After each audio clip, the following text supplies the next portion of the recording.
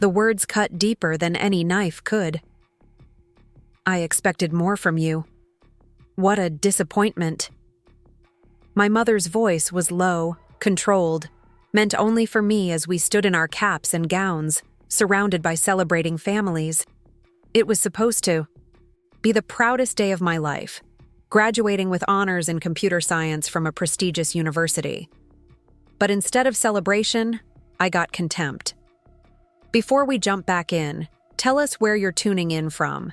And if this story touches you, make sure you're subscribed, because tomorrow I've saved something extra special for you.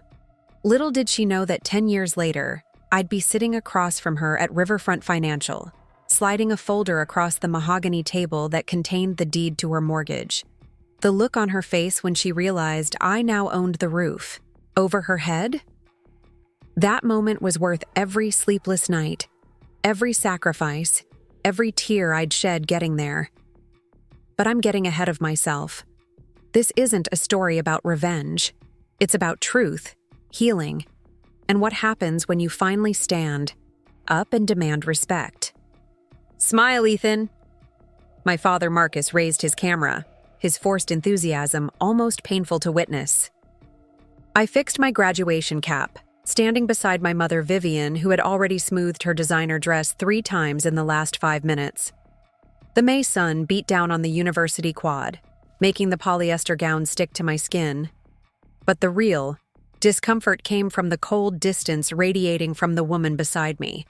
For 4 years, I'd pulled all-nighters, maintained a 3.9 GPA, secured a prestigious internship that led to a job offer, and even delivered the student address at the honors ceremony. Yet as families around us embraced with tears of joy and pride, my mother's lips remained pressed in a thin line, her eyes scanning the crowd as if searching for someone more interesting. "We should head to the restaurant," she said, checking her watch. "I told the Wilsons we'd meet them by 2, and you know how traffic gets." "Just one more by the fountain, Viv," my father insisted, always the peacemaker. "It's not every day our son graduates summa cum laude." "Cum laude," she corrected sharply, though she was wrong, and the Wilsons' daughter Emily graduated from Yale Law. Now that's an achievement worth celebrating. I stood there, diploma case in hand, the weight of $300,000 in student loans on my shoulders. Loans I'd insisted on taking myself because I didn't want to hear about the sacrifice my parents were making for the next 20 years. "Actually, Mom, it's summa cum laude," I said quietly. "Top 1%. She adjusted her pearl necklace, barely glancing at me. "Well, I expected more from you. What a disappointment." Her voice was low enough that my father couldn't hear as he fidgeted with the camera settings, but the words landed like a physical blow. "What's that supposed to mean?" I asked, heat rising to my face. "Emily Wilson is starting at Morgan Stanley next month. 6 figures, Ethan. Your computer job at that startup? What was it again? Coding websites? It's hardly the career path we envisioned when we sent you to college." I stared at her, suddenly seeing with perfect clarity the pattern that had defined our relationship for 22 years. Nothing I did would ever be good enough. Not my grades, not my achievements, not my career choice, nothing. In her eyes, I would always fall short of some impossible standard that seemed to shift whenever I got close to meeting it. "You didn't send me anywhere, Mom. I earned my way here. Every scholarship, every grant, every loan, that was all me." "Don't be dramatic, Ethan. We've always supported you." Her eyes narrowed slightly. "Though perhaps if you'd chosen a more practical major like business or law, we'd have more to show for it." My father rejoined us, oblivious to the tension. "Ready for that fountain picture?" "Actually," I said, removing my cap, "I think I'm done with pictures.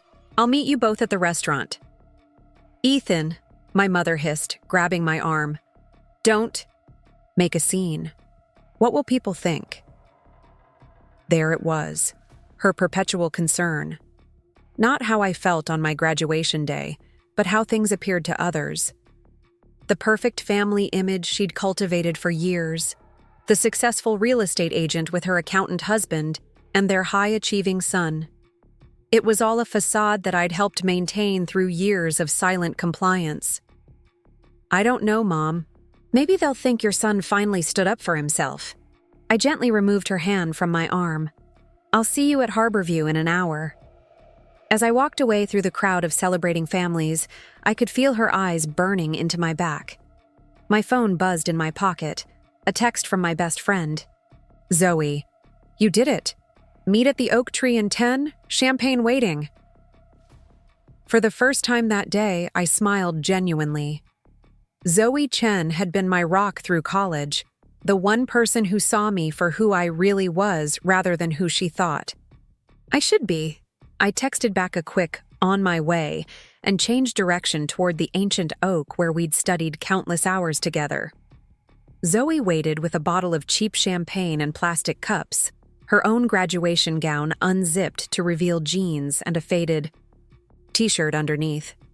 Her parents had flown back to Shanghai the previous day, unable to extend their trip for the actual ceremony. "There he is, the coding genius." She popped the cork with practiced ease. "To futures so bright we need sunglasses." I clinked my plastic cup against hers, the sweet bubbles a stark contrast to the bitter taste my mother's words had left. "Thanks for being here, Zoe." She studied my face, her smile fading slightly. "Vivian strike again?" "How'd you guess?" I took another swig of champagne.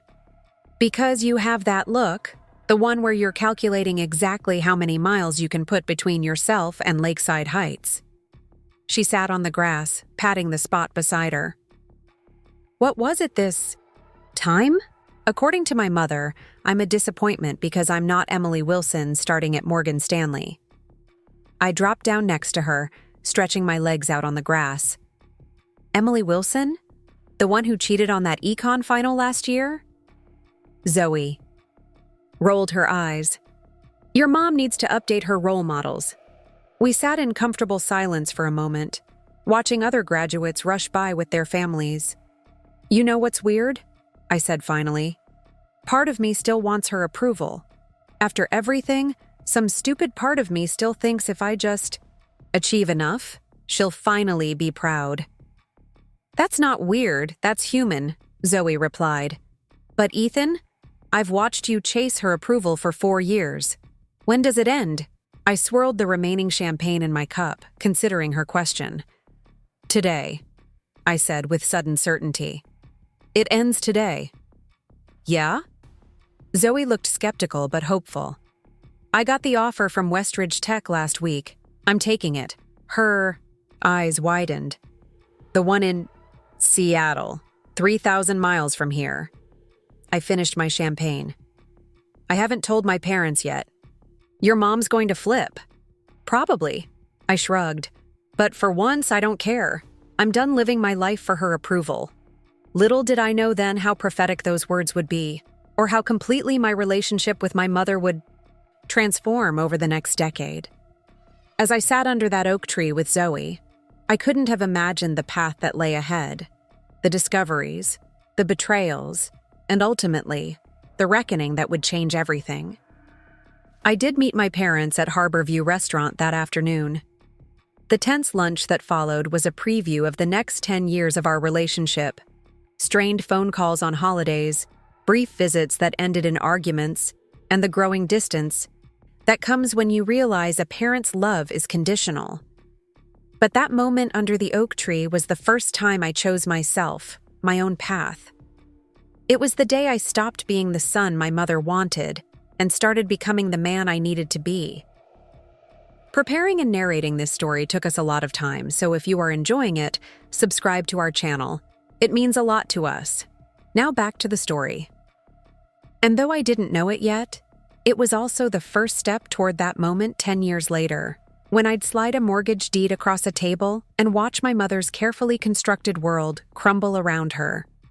7 years after graduation, I found myself back in Lakeside Heights for my grandfather's funeral.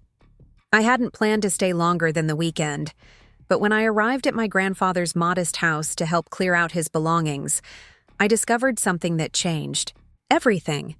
Dad, do you know what these are? I held up a stack of envelopes I'd found in my grandfather's desk, all addressed to me in his shaky handwriting, all unopened and marked, "Return to sender." My father looked up from the box of photographs. He was sorting through, his face clouding with confusion. I've never seen those before. I flipped through the envelopes, birthday cards, Christmas cards, letters, all spanning my college years and beyond. They're all addressed to my dorm or my apartments after college. Why would they all be returned? My father took one of the envelopes, examining the "Return to sender" stamp. This doesn't make sense. Your grandfather asked about you constantly. He was so proud of everything you were doing. I never heard from him after I left for college, I said, the realization hitting me like a physical blow. Mom told me he was upset that I moved so far away instead of working for the family business. Something shifted in my father's expression, a fleeting look of discomfort that I might have missed if I hadn't been watching closely. Your mother handled most of the family correspondence, he said carefully. Dad, I said slowly, did Mom intercept these? He returned to his box of photographs, suddenly very interested in a picture of my childhood baseball team. I'm sure there's a reasonable explanation. But his non-answer was answer enough. I tore open one of the envelopes dated from my sophomore year of college. Inside was a birthday card with a check for $500 and a note. Ethan, so proud of your SOAR. Dean's List achievement. Call anytime. I miss our talks. Love, Grandpa. My hands trembled as I opened another, then another. Each contained similar messages of pride, support, and often financial gifts that I'd never received. The most recent was dated just 3 months before his death. Ethan, heard about your promotion at Westridge. Your grandmother would have been so proud to see the man you've become. I've enclosed something to help with that house down payment. You mentioned wanting to save for. Love always, Grandpa. Inside was a check for $25,000. I sat heavily in my grandfather's worn leather chair, the evidence of my mother's betrayal spread across the desk before me. She kept us apart, I whispered. All these years. My father sighed deeply, setting down the photographs. Your grandfather didn't approve of how your mother managed the family. They argued before you left for college. About what? About you, mostly. He thought she was too hard on you, too controlling. He threatened to change his will, to leave his share of the family business directly to you instead of to her. He rubbed his temples. I should have said something when the birthday card stopped coming, but your mother insisted he was just being stubborn. I carefully gathered the envelopes, a cold clarity settling over me. What else has she kept from me, Dad? He wouldn't meet my eyes. You should talk to your Aunt Olivia. Mom's sister? I frowned.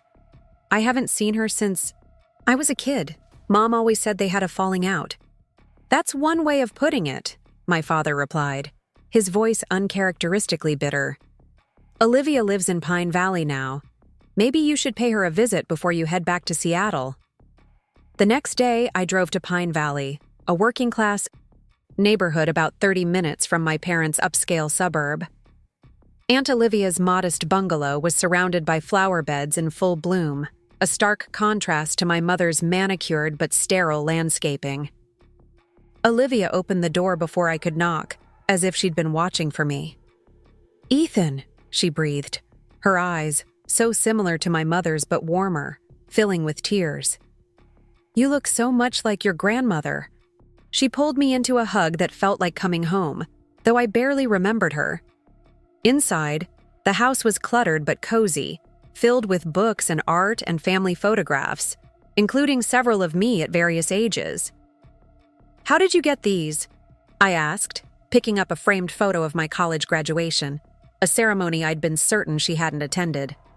I have my sources, she smiled, pouring coffee into mismatched mugs. Your brother Noah sends me updates when he can, and I was at your graduation, though I stayed at the back. I didn't want to cause a scene with your mother. What happened between you two? I asked, accepting the coffee. Mom would never talk about it. Olivia settled into an armchair, tucking her feet beneath her. Did you know your grandmother left me her jewelry collection? Family heirlooms, including her engagement ring. Vivian was furious. She'd always assumed those would be hers. After the funeral, she came to my house and demanded I hand everything over. That sounds like Mom, I said dryly. When I refused, she threatened to cut me off from the family, from you kids especially. She said if I ever tried to contact you, she'd make sure you knew I was an unstable, bitter woman trying to poison you against her. Olivia sipped her coffee. I was going through a divorce at the time, struggling financially. I couldn't fight her then, not the way I should have. So, you just stayed away? Not entirely.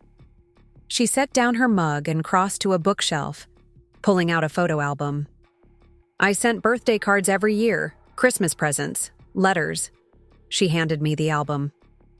I kept copies of everything I sent, knowing Vivian would probably intercept them. I opened the album with a growing sense of dread. Page after page of cards, letters, and photos of gifts sent but never received. 15 years of communication, erased by my mother. There's more, Olivia said quietly. Do you remember the college fund your grandparents started for you? Vaguely, I frowned. Mom said they had to use it for medical bills before they died. Olivia shook her head, anger flashing in her eyes. There was over $100,000 in that account, Ethan. It was in trust, specifically for your education. Your mother somehow got control of it when your grandmother died. I tried to fight it, but the paperwork was very convincing. My mind raced, calculating the student loans I was still paying off. Are you saying she stole my college fund? I'm saying your mother has spent a lifetime making sure she controls the family narrative and the family money. Olivia reached for my hand. I'm so sorry, Ethan. I should have tried harder to reach you.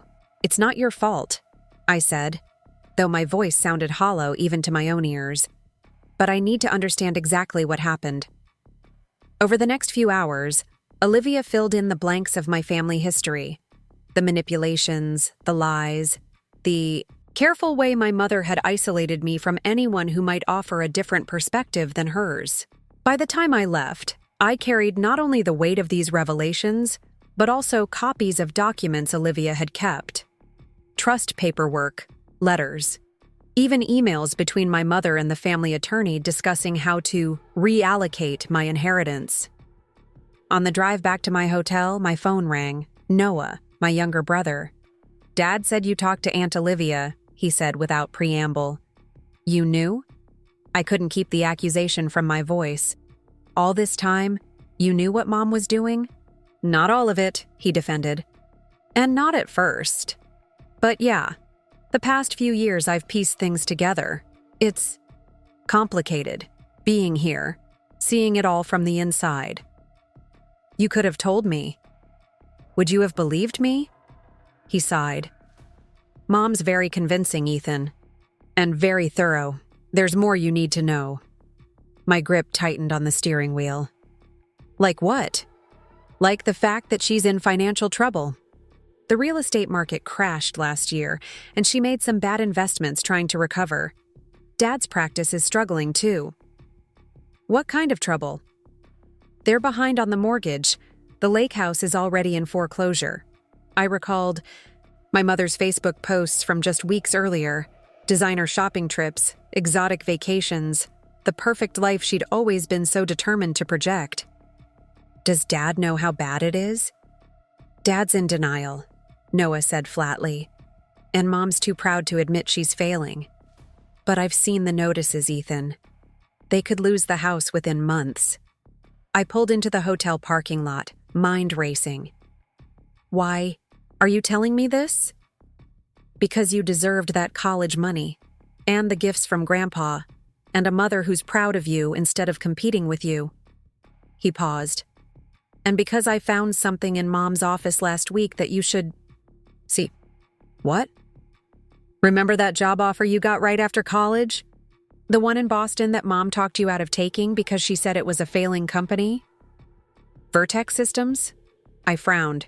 Yeah, they went under a few months after I declined. Except they didn't. They got acquired by Microsoft for billions. And the stock options they offered you would be worth millions now. How do you know this? Because Mom kept all your offer letters, Noah said quietly. She has a file on you, Ethan. Every achievement, every opportunity, especially the ones she sabotaged. It's like she's been collecting evidence of her control over your life.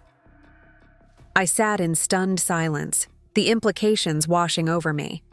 My entire adult life had been shaped by my mother's manipulations, from the relationships she'd undermined to the career opportunities she'd sabotaged, all to keep me dependent on her approval. I need that file, I said finally. Already copied it, Noah replied. Check your email. After we hung up, I sat in my car for a long time, staring at nothing. The hurt was transforming into something colder, more focused. It wasn't just about the money she'd taken or the relationships she'd severed. It was about the years of manipulation, of making me believe I was never quite good enough, never quite measuring up to her expectations.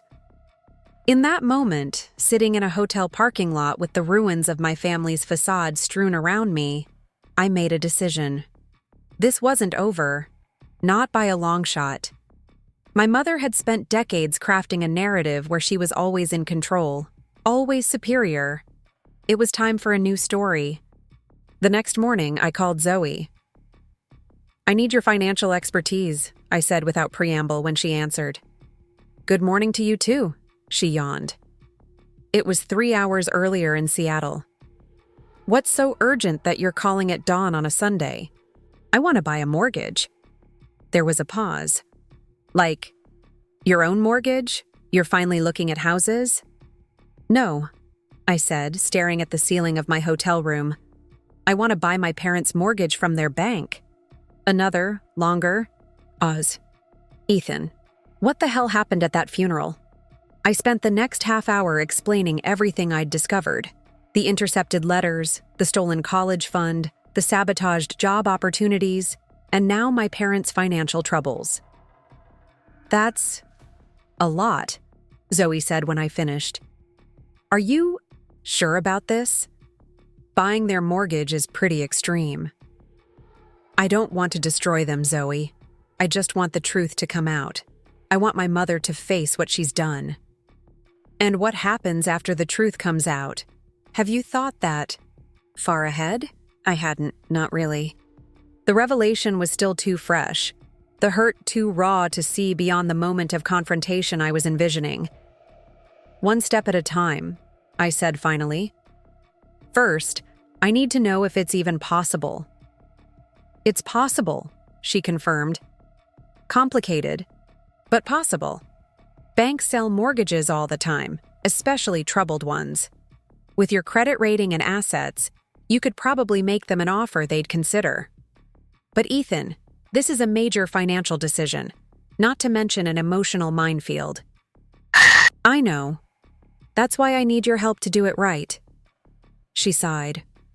Send me all the information you have. I'll see what I can do. But promise me you'll talk to someone about this, a therapist, not just your aunt or brother. This is heavy stuff. I promise, I said, though therapy was the furthest thing from my mind at that moment. And Zoe, thank you. Over the next 3 months, I put my plan into action. I worked with Zoe to make a legitimate offer to my parents' bank for their mortgage, an offer made through a holding company we created specifically for this purpose, ensuring my name wouldn't appear on any paperwork my mother might see. While the financial arrangements proceeded, I met with Jackson, Aunt Olivia's husband, and a corporate attorney. Though initially reluctant to get involved in family matters, he changed his mind after reviewing the documents I'd gathered. This goes beyond family drama, Ethan, he said, tapping the file containing evidence of my mother's financial manipulations. There's potential fraud here, possibly tax evasion.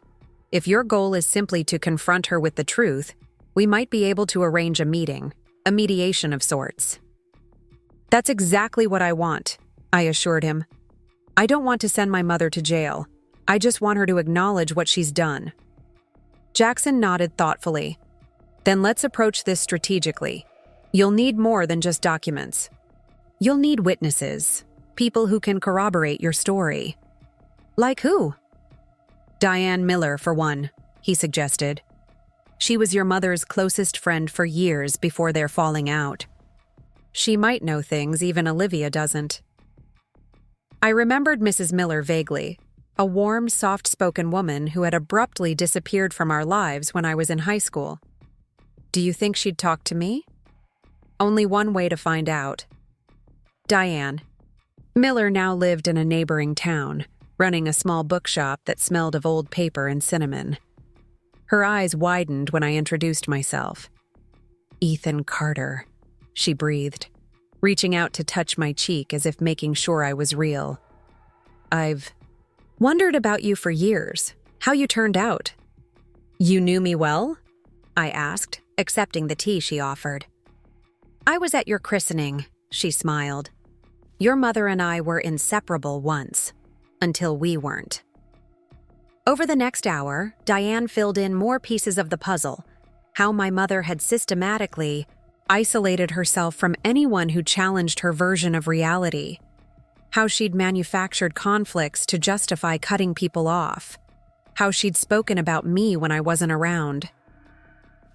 "She was always conflicted about you," Diane said carefully. Proud of your accomplishments on one hand, but threatened by them on the other. She needed you to be successful, but never more successful than her. It was unsettling to witness. Why didn't anyone say anything? I couldn't keep the hurt from my voice. All those years, all those adults who must have seen what was happening, why didn't anyone step in? Diane's eyes filled with tears. "I tried once. When you were about 16, after your mother sabotaged that summer program at MIT. Wait, what summer program?" She paled slightly. "You didn't know? You were selected for a prestigious summer science program, full scholarship. Your mother told everyone you'd declined because you weren't interested. Another opportunity stolen. Another piece of my life controlled. After that," Diane continued, "I confronted her, told her she was damaging you with her control. She cut me off completely, told mutual friends I'd tried to seduce your father." She twisted her teacup in her hands. It was easier for people to believe that salacious story than to confront the uncomfortable truth about Vivian. "Would you be willing to put all this in writing?" I asked. "And possibly attend a meeting?" She hesitated only briefly. "Yes. It's long overdue." By the time I returned to Seattle, the foundation of my plan was in place.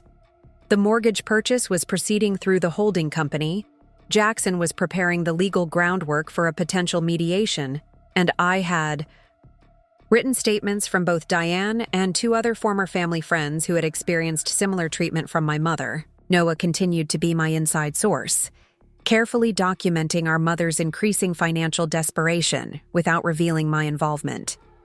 According to him, she'd begun selling off artwork and jewelry while maintaining the appearance of affluence to the outside world.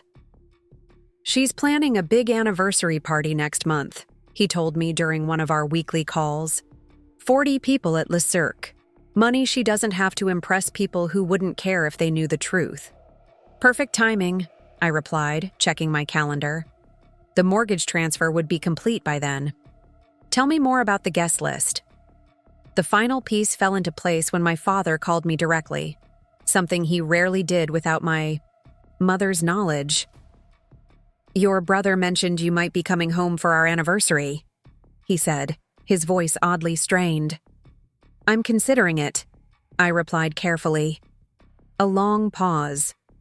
"Ethan, there's something you should know. About your mother. About..." Many things. My pulse quickened. I'm listening. Not over the phone. He lowered his voice further. There are documents in my office safe.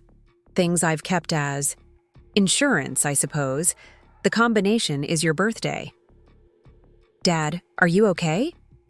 For the first time, I wondered if my plan might hurt him as much as it would expose my mother. I've been a coward, he said simply, letting your mother's version of reality become mine because it was easier than fighting. But I'm not sleeping well these days, son. The truth has a way of demanding attention eventually. After we hung up, I called Jackson. We need to move up the timeline. I'm flying home next week. The final preparatory step was perhaps the most difficult. I reached out to my mother directly, something I rarely did. Ethan, what a lovely surprise, she answered, her voice warm and maternal in a way it only was when others might be listening. Are you calling about the anniversary party? Noah mentioned you might attend. I wouldn't miss it, I said, the lie feeling strange on my tongue. In fact, I have some news I'd like to share with everyone. Oh, I could hear the immediate calculation in her voice. A promotion, or have you finally met someone worth bringing home? Always the implication that my choices weren't quite good enough, that I was somehow lacking. It's a surprise, I said, but I think you'll find that interesting. How mysterious, she laughed. Well, we can't wait to see you. It's been too long since you've been home. Home. The word felt hollow now, tainted by everything I'd discovered. Yet as I packed for the trip, a small, childish part of me still hoped for a different outcome than the one I was planning. Some explanation that would make sense of it all. Some recognition from my mother that would heal the wounds of a lifetime. But the folder of evidence on my desk told a different story. The truth rarely arrives as we hope it will. Sometimes it comes like a storm, destroying what was built on lies so something honest can finally grow in its place. Le Cirque glittered, with candlelight and champagne flutes, the perfect backdrop for my mother's carefully orchestrated anniversary celebration. From my corner table, I watched her work the room, her designer dress exactly the right shade of subtle wealth, her laugh calibrated to be heard but not too loud, her hand possessively on my father's arm as they accepted congratulations on 30 years of marriage. 30 years of what, exactly? I wondered, sipping my water. Manipulation? Lies? My father caught my eye across the room and nodded almost imperceptibly. He looked exhausted beneath his social smile, the weight of whatever documents he'd left, in his safe evidently heavy on his conscience. Quite the production, isn't it? Noah murmured, sliding into the chair beside me. Mom outdid herself. You should see the bill. I might be seeing more than that soon, I replied. Is everything set? He nodded.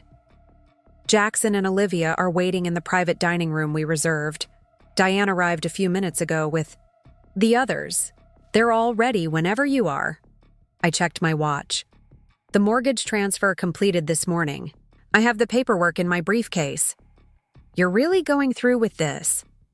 It wasn't a question, but I could hear the mixture of apprehension and admiration in my brother's voice. Last chance to back out, I offered. This affects you. 2. Noah's eyes drifted to our mother, now laughing with the mayor's wife. No, it's time. I'm with you. The moment arrived sooner than I expected. My mother clinked her glass, calling for attention to make a toast. As the room quieted, she beamed at my father. 30 years ago, I married the most patient man in the world, she began, prompting appreciative laughter. Together, we've built a beautiful life, raised 2 wonderful sons. Her eyes found me briefly, a flicker of something unreadable passing through them, and created a legacy we're proud of. I stood up, glass in hand. Speaking of legacy, I'd like to add something. A flash of annoyance crossed her face. This wasn't part of her script, but she quickly masked it with a smile. Of course, darling. The floor is yours. First, congratulations. To both of you, I said, raising my glass. 30 years is quite an achievement. The guests murmured in agreement.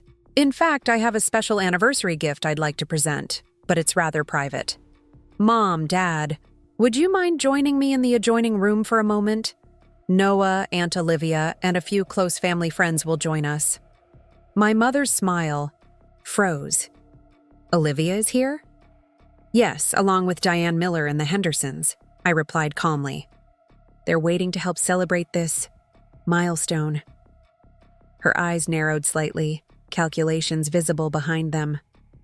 How thoughtful, but perhaps after the main celebration. It's quite time-sensitive, I interrupted. It won't take long. My father stepped forward. I think we should see what Ethan has prepared, Vivian. Something in his tone must have alerted her because her expression sharpened. Very well, she said with a tight smile to the room. Please enjoy the dessert course. We'll return shortly. As we moved toward the private dining room, I could see her mind working furiously, trying to identify the threat, to regain control of the situation. In her world, unexpected deviations from her script were always threatening. The private room was arranged conference-style, with documents neatly placed at each seat. Aunt Olivia, Jackson, Diane, and 2 other former family friends sat on one side of the table. Empty chairs awaited us on the other. What is this? My mother demanded, stopping in the doorway. Fletcher, did you know about this? Ambush? Please sit down, Vivian, I said, placing my briefcase on the table. This isn't an ambush, it's a reckoning. Her face flushed. How dare you speak to me that way? I am your mother. Yes, I agreed. You are. And we need to talk about what that has meant over the years. I don't have to listen to this.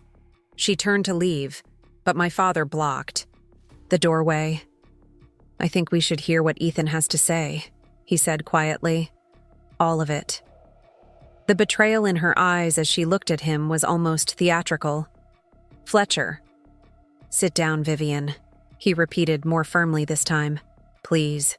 Reluctantly, she took a seat, arranging herself with dignified offense, already positioning herself as the victim. I don't know what kind of stunt this is, but... It's not a stunt, Mom, Noah interjected. It's the truth. Finally. I opened my briefcase and removed a folder. For most of my life, I've believed I wasn't good enough, that no matter what I achieved, it somehow fell short of expectations. Your expectations, specifically. What I've recently discovered is that this was by design. I placed my grandfather's returned letters on the table. These were sent to me over the years. You made sure I never received them. That's absurd, she scoffed. Your grandfather barely remembered your birthday. That's a lie, I said flatly. Just like you lied about my college fund. And the summer program at MIT. And the job offer from Vertex Systems. With each accusation, I placed the corresponding evidence before her. Bank statements, the acceptance letter, the job offer with its stock option details. Her strategy shifted instantly, tears welling in her eyes. If this is about money, Ethan, you should have just said so. We've always been willing to help you. This isn't about money, I cut her off. It's about control. It's about how you systematically isolated me from anyone who might influence me differently than you wanted.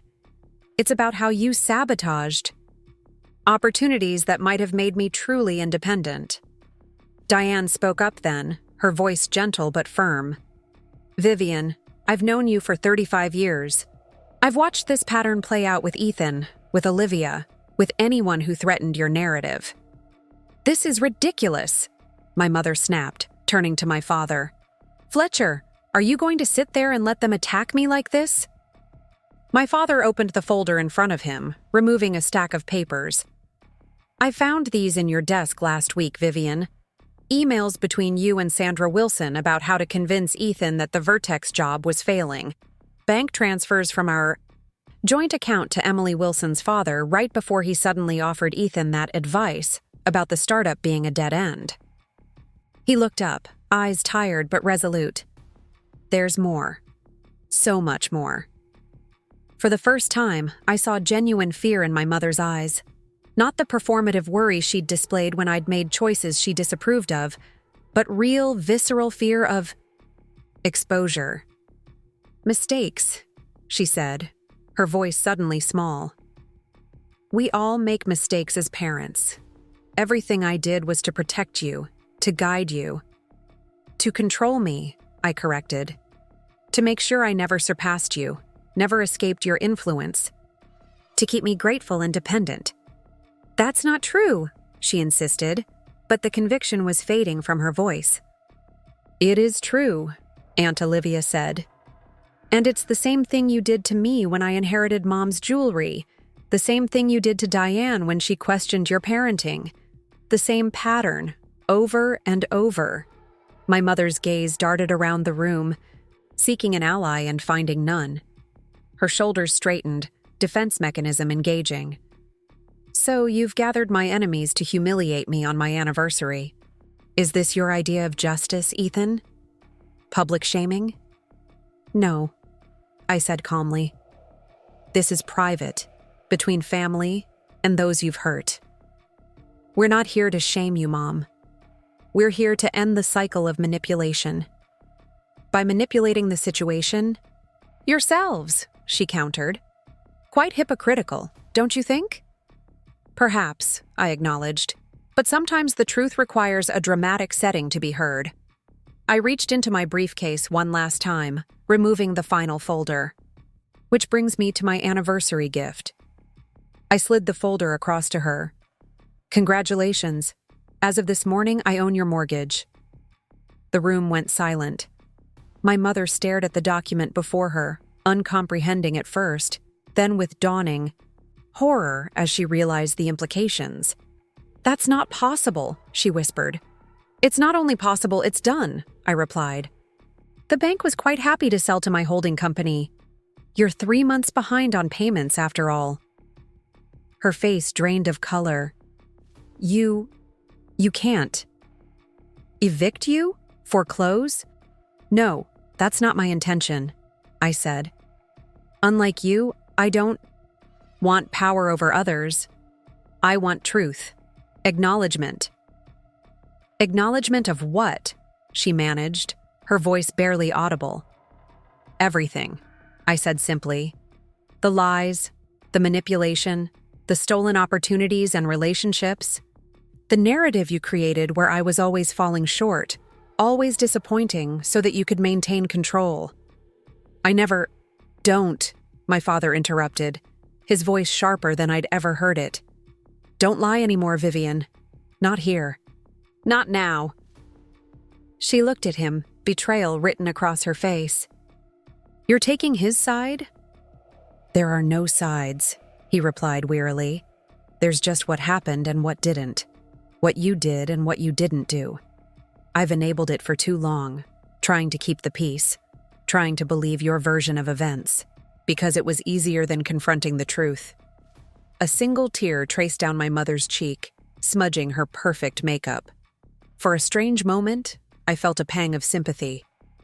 The carefully constructed world she'd built was crumbling around her, and beneath the manipulation and control, there must be fear. Fear of inadequacy, fear of abandonment, fear of being seen for who she truly was. What do you want from me?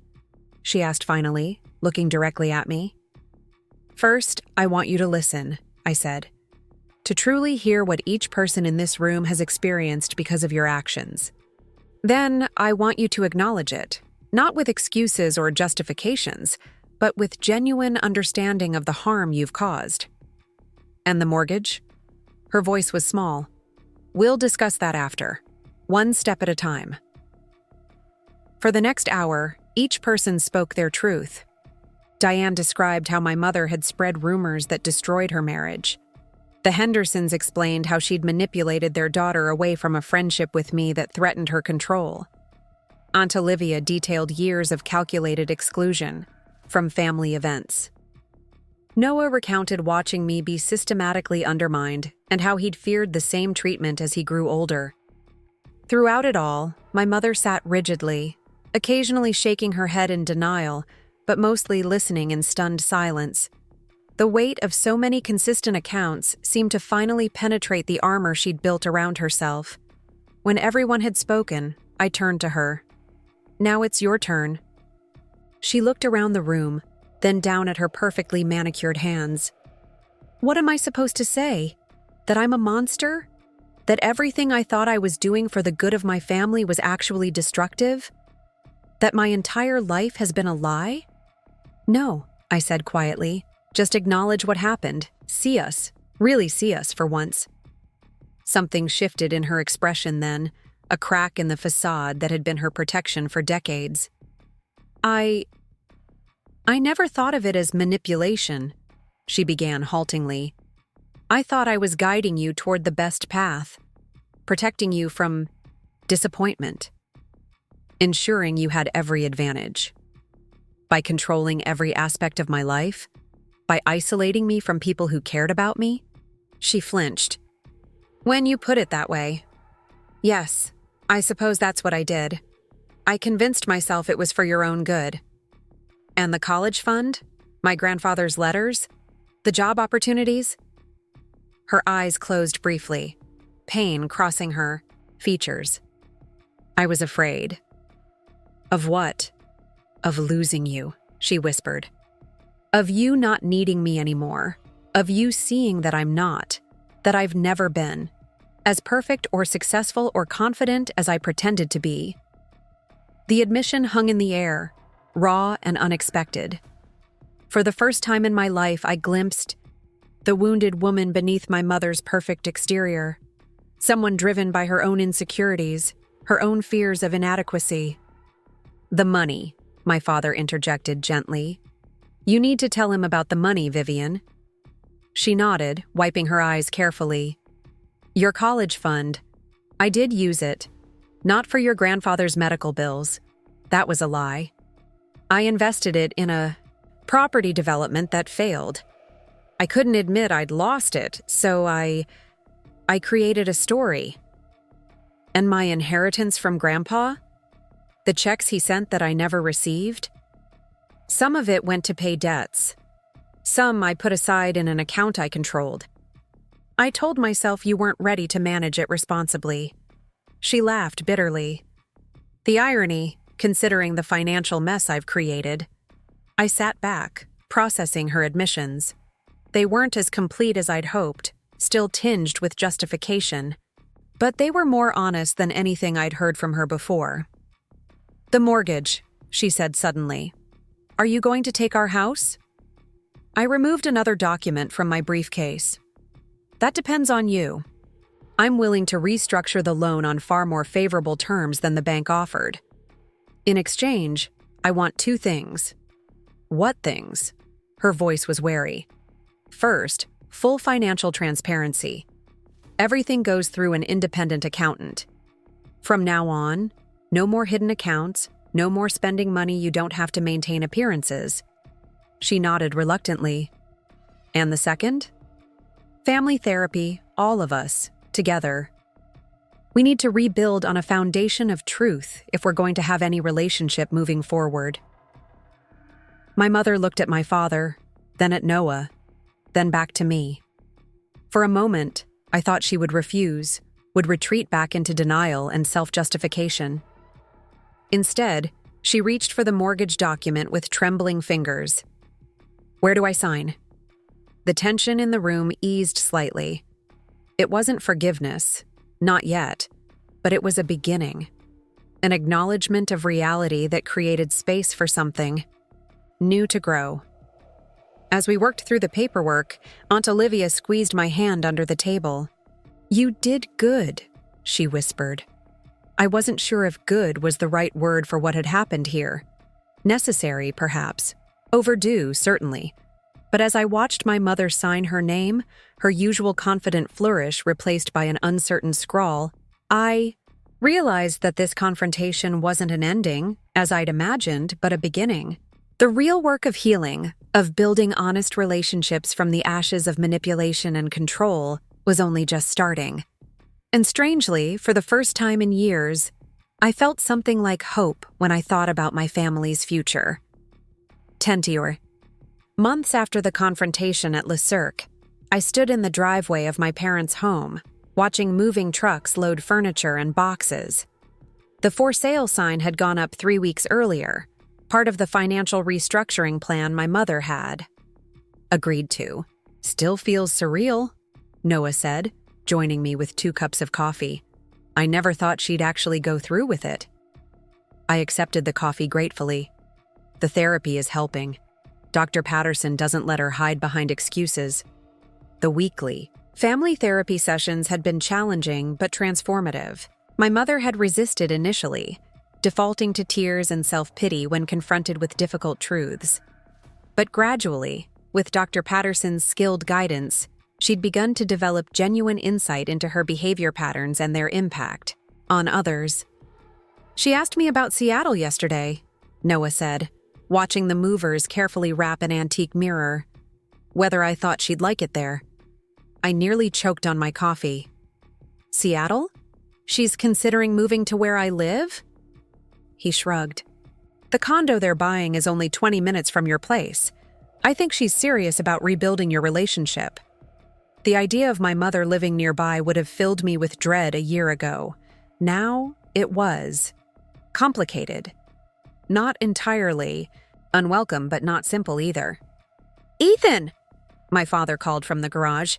Could use your help with these photo albums. I found him surrounded by dusty boxes, each filled with family photographs spanning decades. Mom wants to digitize these before the move, he explained, passing me a particularly heavy album. Says it's time to stop living in the past, to make room for new memories.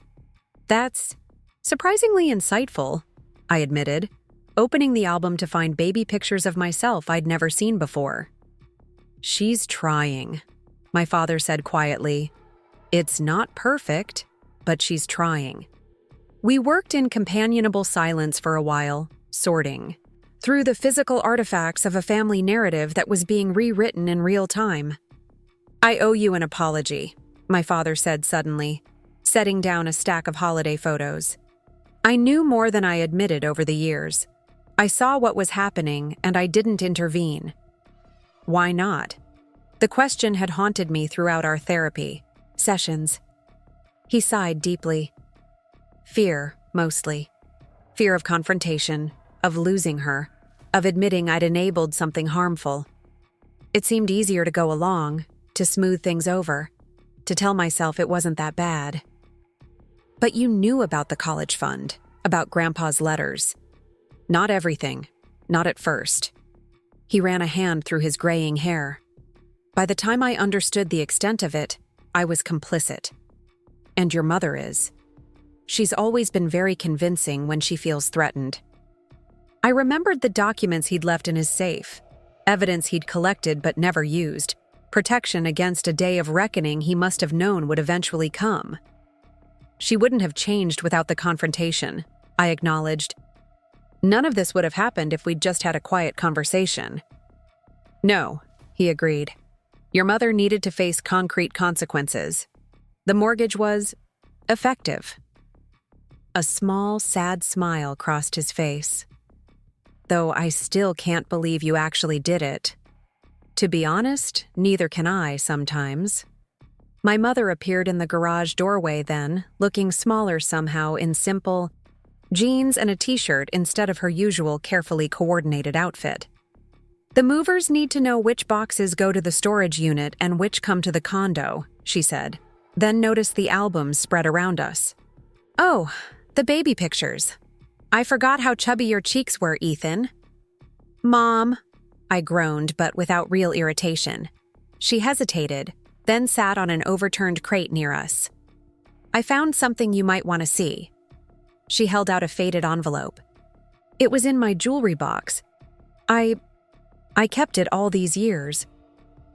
I took the envelope, recognizing my own childish handwriting immediately. My application to the science camp, the one in 7th grade that you said got lost in the mail. She nodded, not meeting my eyes. I was afraid it would take you away from me, that you'd discover a world where you didn't need my approval. A year ago, this admission would have filled me with rage. Now, having heard her life story more, fully in therapy, her own critical mother, the early academic failures she'd hidden, the desperate need for validation that had driven her adult life, I felt a complex mixture of sadness and understanding. I missed a lot of opportunities because of your fears, I said gently but firmly. That hurt hasn't disappeared. I know, she replied, her voice thick. Dr. Patterson says I need to sit with that awareness instead of trying to justify it away, to really feel the consequences of my actions. My father reached over and touched her hand briefly, a small gesture of support that reflected their own healing journey. Their marriage had transformed over the past year, becoming more honest, more balanced, as my father found his voice and my mother learned to listen. The house near the lake, she said suddenly. The one you mentioned you were considering buying. I think you should make an offer. I stared at her, confused by the non sequitur. What? It would be a good investment, she continued. And it has that workshop space you wanted for your side projects. It took me a moment to realize what was happening. This was my mother trying, in her way, to support a decision of mine without controlling it, to give advice without manipulation. It was clumsy, imperfect, but genuine. I'm still thinking about it, I said carefully. It's a big commitment. She nodded, accepting this without pushing further. Another small victory. Well, if you decide to move forward, I know a good inspector in that area. No pressure, just available if you need it. As she left to speak with the movers, my father shook his head in wonderment. A year ago, she would have already called, the realtor on your behalf, and scheduled the inspection. Progress, I agreed. Not perfection, but progress. Later that evening, after the movers had gone and Noah had left for his apartment, I found myself alone in the backyard with my mother. We sat on the old wooden swing my father had built when I was 10, watching the sunset paint the sky in shades of orange and pink. I've been thinking about what Dr. Patterson asked in our last session, she said after a long silence. About what I hope for our relationship going forward. I waited, letting her find her words without rushing to fill the space. Another skill we'd all been practicing. I think I want to know you, she said finally. The real you, not the version of you I tried to create or control. I want to learn who my son actually is, without my expectations clouding everything.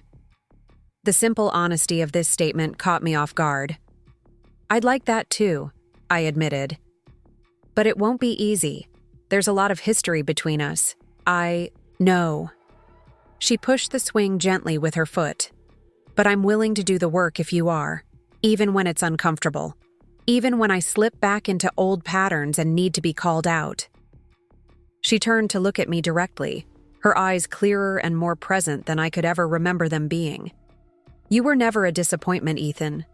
The disappointment was in me, in my inability to see and celebrate who you actually are because I was so fixated on who I thought you should be. The words washed over me like a healing balm, soothing a wound so old and deep I'd almost forgotten it was still there. It wasn't a complete healing. That would take more time, more consistent action to prove her words sincere. But it was a genuine beginning. Thank you for saying that, I said simply. Thank you for giving me the chance to say it. She hesitated, then added, and thank you for the mortgage. It was an effective wake-up call. I laughed despite myself. Not exactly a conventional, therapeutic technique, but necessary, she acknowledged. I wouldn't have changed without concrete consequences, without losing the control I thought I needed. As darkness fell around us, I realized we were having perhaps the first honest conversation of our adult lives. Not perfect, still careful. Around the most tender spots, but real in a way our interactions had never been before. The following weekend, I helped my parents move into their new condo, a modern two-bedroom that represented the beginning of their downsized, more authentic life. Gone were the pretensions of their former home, the rooms decorated for impression rather than comfort, the spaces designed to project an image rather than facilitate living. "What do you think?" my mother asked nervously as I set down the last box in their new living room. "It's smaller than what we're used to, but it's perfect," I assured her, and meant it. The large windows overlooked a small community garden. The kitchen was designed for actual cooking rather than display, and family photos, real, imperfect moments rather than staged portraits, were already being unpacked. "Your Aunt Olivia is coming for dinner next week," she added, trying to sound casual, though I could hear the anxiety beneath. "She's bringing Jackson, and Diane might stop by for dessert." These small steps toward reconciliation with those she'd hurt were among the most meaningful changes my mother had made. Each relationship was being rebuilt slowly, carefully, with genuine accountability rather than performative gestures. "That's great, Mom. I think it'll be good." She nodded, fussing with a stack of placemats. "I've been learning to cook, you." "No. Actually cook? Not just supervise caterers." She laughed self-consciously. "I'm not very good yet, but Noah's been patient." The image of my perfectionist mother fumbling through basic recipes under my brother's guidance was both amusing and touching, evidence of her willingness to be a beginner, to be imperfect in front of others. "Maybe you can teach me some basics when I visit Seattle next month," I suggested. "My repertoire is pretty much limited to scrambled eggs and microwave burritos." Her face lit up. "I'd like that." Later, as I prepared to drive back to the airport for my flight home, my mother handed me a small wrapped package. "What's this?" I asked, surprised. "Open it on the plane," she said. "It's not much, just something I should have given you a long time ago." I hugged her goodbye, our embraces still slightly awkward but increasingly genuine, and promised to call when I landed. At 30,000 feet, I unwrapped the package to find a small leather journal. Inside, in my mother's precise handwriting, was a letter. "Dear Ethan, this journal contains something I should have given you years ago. The truth. On these pages, I've written everything I can remember about the choices I made that hurt you, the opportunities I took from you, the relationships I damaged. It's not easy reading, and it wasn't easy to write, but Dr. Patterson says that real healing requires complete honesty. Beyond the admissions, you'll find something else. My commitment to you going forward. The boundaries I'll respect. The behaviors I'll continue to work on. The ways I'll support you without trying to control you. I don't expect this to fix everything. I know trust is rebuilt slowly, through consistent action rather than promises. But I want you to have this record, both of what happened and of what I'm committed to changing. You were right when you said I spent years manipulating your story. Now I'm trying to learn a new way of relating, not as a director of your life, but as a witness to it, supporting your journey without trying to determine its course. With love and genuine regret for the pain I caused. Mom P.S. There's an envelope in the back with something else that belongs to you. I turned to the final pages, finding a sealed envelope. Inside was a bank statement and a cashier's check for an amount that made my eyes widen. The full value of my college fund and grandfather's gifts with interest. The money itself was less significant than what it represented. Concrete acknowledgement, tangible accountability. My mother was not just apologizing, but attempting to make amends in the most literal sense. As the plane began its descent into Seattle, I tucked the journal into my bag, feeling a strange sense of peace. The relationship with my mother was still complex, still weighted with history, but transforming into something I'd never dared hope for. Something authentic. A month later, I stood in the kitchen of my new lake house. Yes, I'd decided to buy it after all, teaching my mother how to use the espresso machine I'd splurged on as a housewarming gift to myself. You have to tamp the grounds firmly, I explained, demonstrating the technique. Not too hard, though, or the water can't flow through properly. As she concentrated intently, as if mastering barista skills was suddenly the most important task in the world. Like this? Perfect, I confirmed, surprised to find I genuinely enjoyed teaching her something, being the expert while she was the novice. This role reversal would have been unimaginable a year ago. My father and Noah were out on the deck, assembling the grill we'd bought for weekend cookouts. Through the window, I could see them laughing together, more relaxed than I could remember seeing them in years. I like this place, my mother said, looking around the kitchen with its view of the lake. It suits you. Thanks, I replied, realizing I didn't feel the need to justify my choice or defend it against critique, because none was coming. I think so too. As we carried the finished coffees out to join my father and brother, I reflected on how much had changed since that graduation day when my mother had called me a disappointment. The words that had once cut so deeply had lost their power, replaced by new experiences, new patterns, new truths.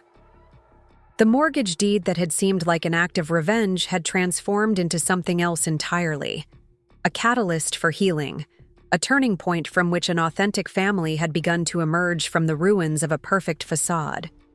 "Ethan," my father called, "come settle a debate about these burgers." I stepped onto the deck, into the sunshine and the imperfect, honest presence of my family, recognizing that while the past couldn't be undone, the future remained unwritten, and, for the first time in memory, I was genuinely looking forward to the story we might create together. 2 years had passed since I bought my mother's mortgage and everything changed. The lake house had become a gathering place for our healing family, with weekend visits that grew increasingly comfortable as old wounds slowly knit themselves into scars, still visible, but no longer raw to the touch.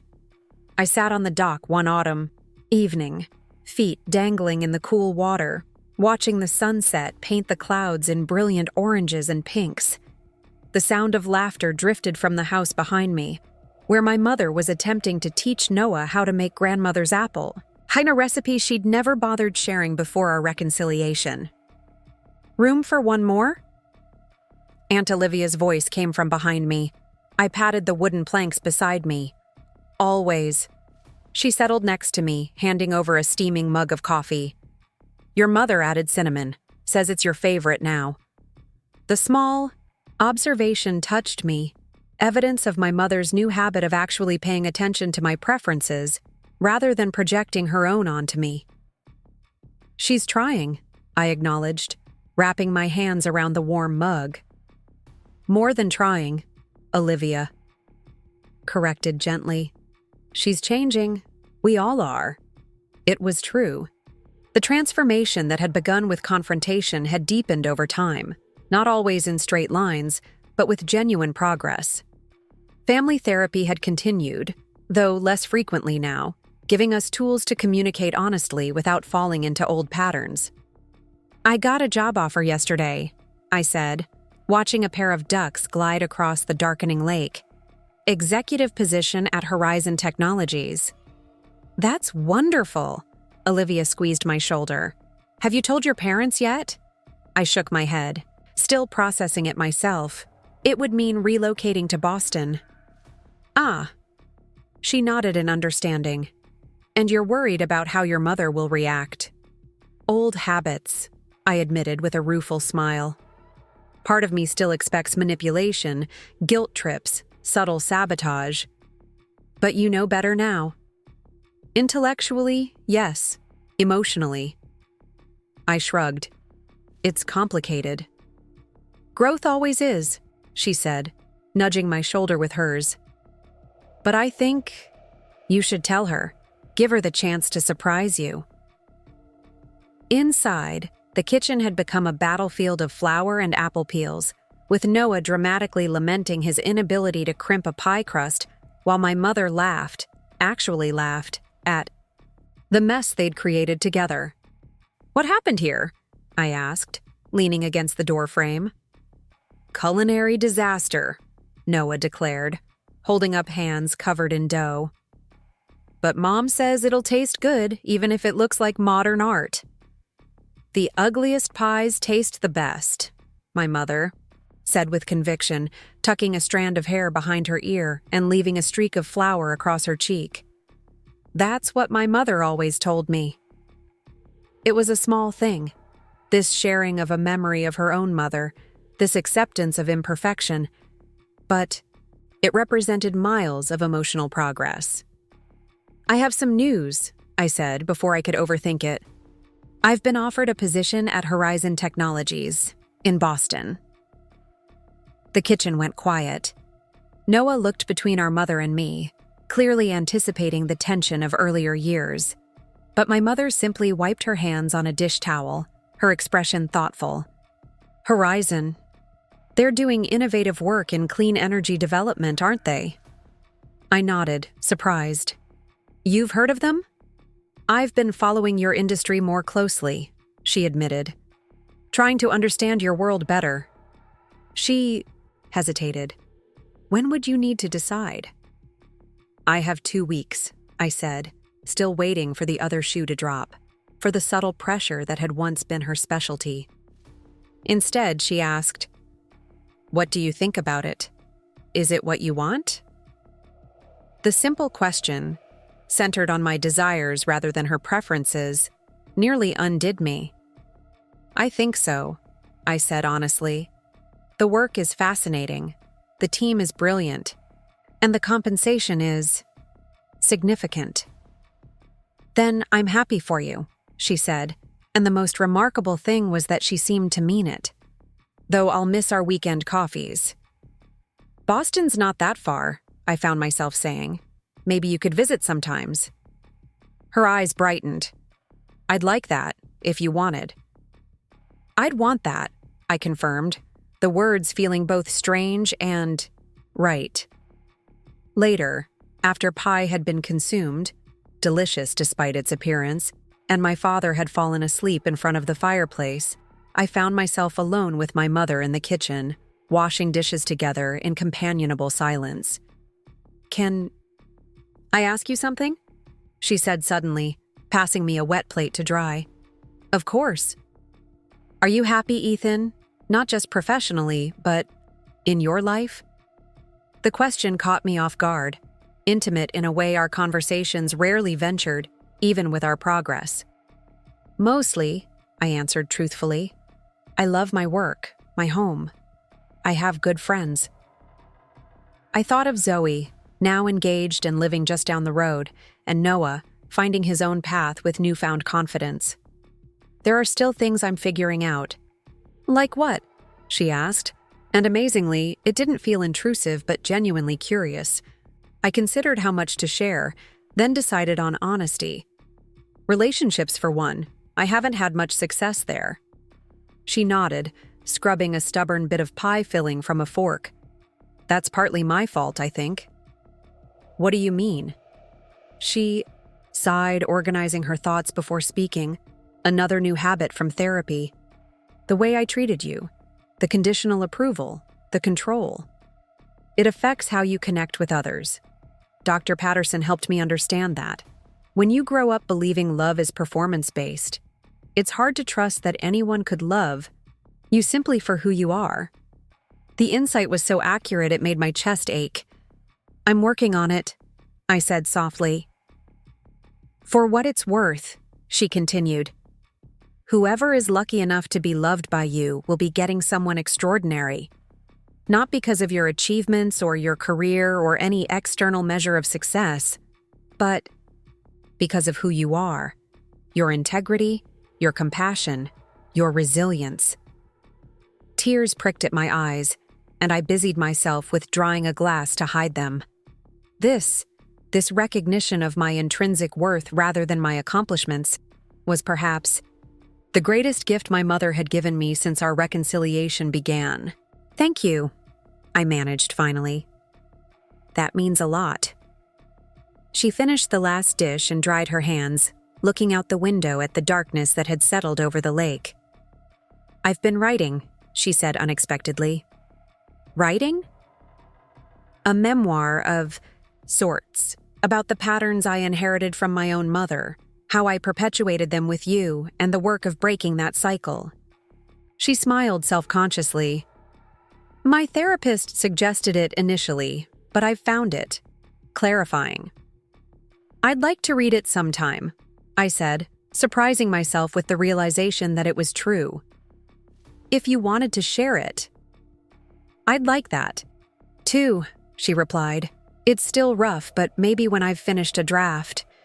We stood there in the quiet kitchen, mother and son, the distance between us not gone but bridged in ways I wouldn't have thought possible 2 years earlier. Take the job in Boston if it's what you want, she said finally. Don't factor my feelings into your decision. I've taken up enough space in your choices already. I nodded, recognizing the gift she was offering. Freedom without guilt. Independence. Without rejection. I haven't decided yet, I said honestly. But when I do, it will be for the right reasons. The weekend visit ended the following afternoon, with hugs that felt increasingly natural and promises to call that would actually be kept. As I watched my parents' car disappear down the winding driveway, I felt a gentle hand on my shoulder. You look pensive, Zoe observed, having stopped by to pick up a kayak she'd left at my dock. Good visit or complicated visit? Both, I admitted, but more good than complicated these days. We settled on the porch swing, falling into the easy rhythm of a friendship that had weathered every storm of my adult life. So, Boston, she said, raising an eyebrow. That's a big move.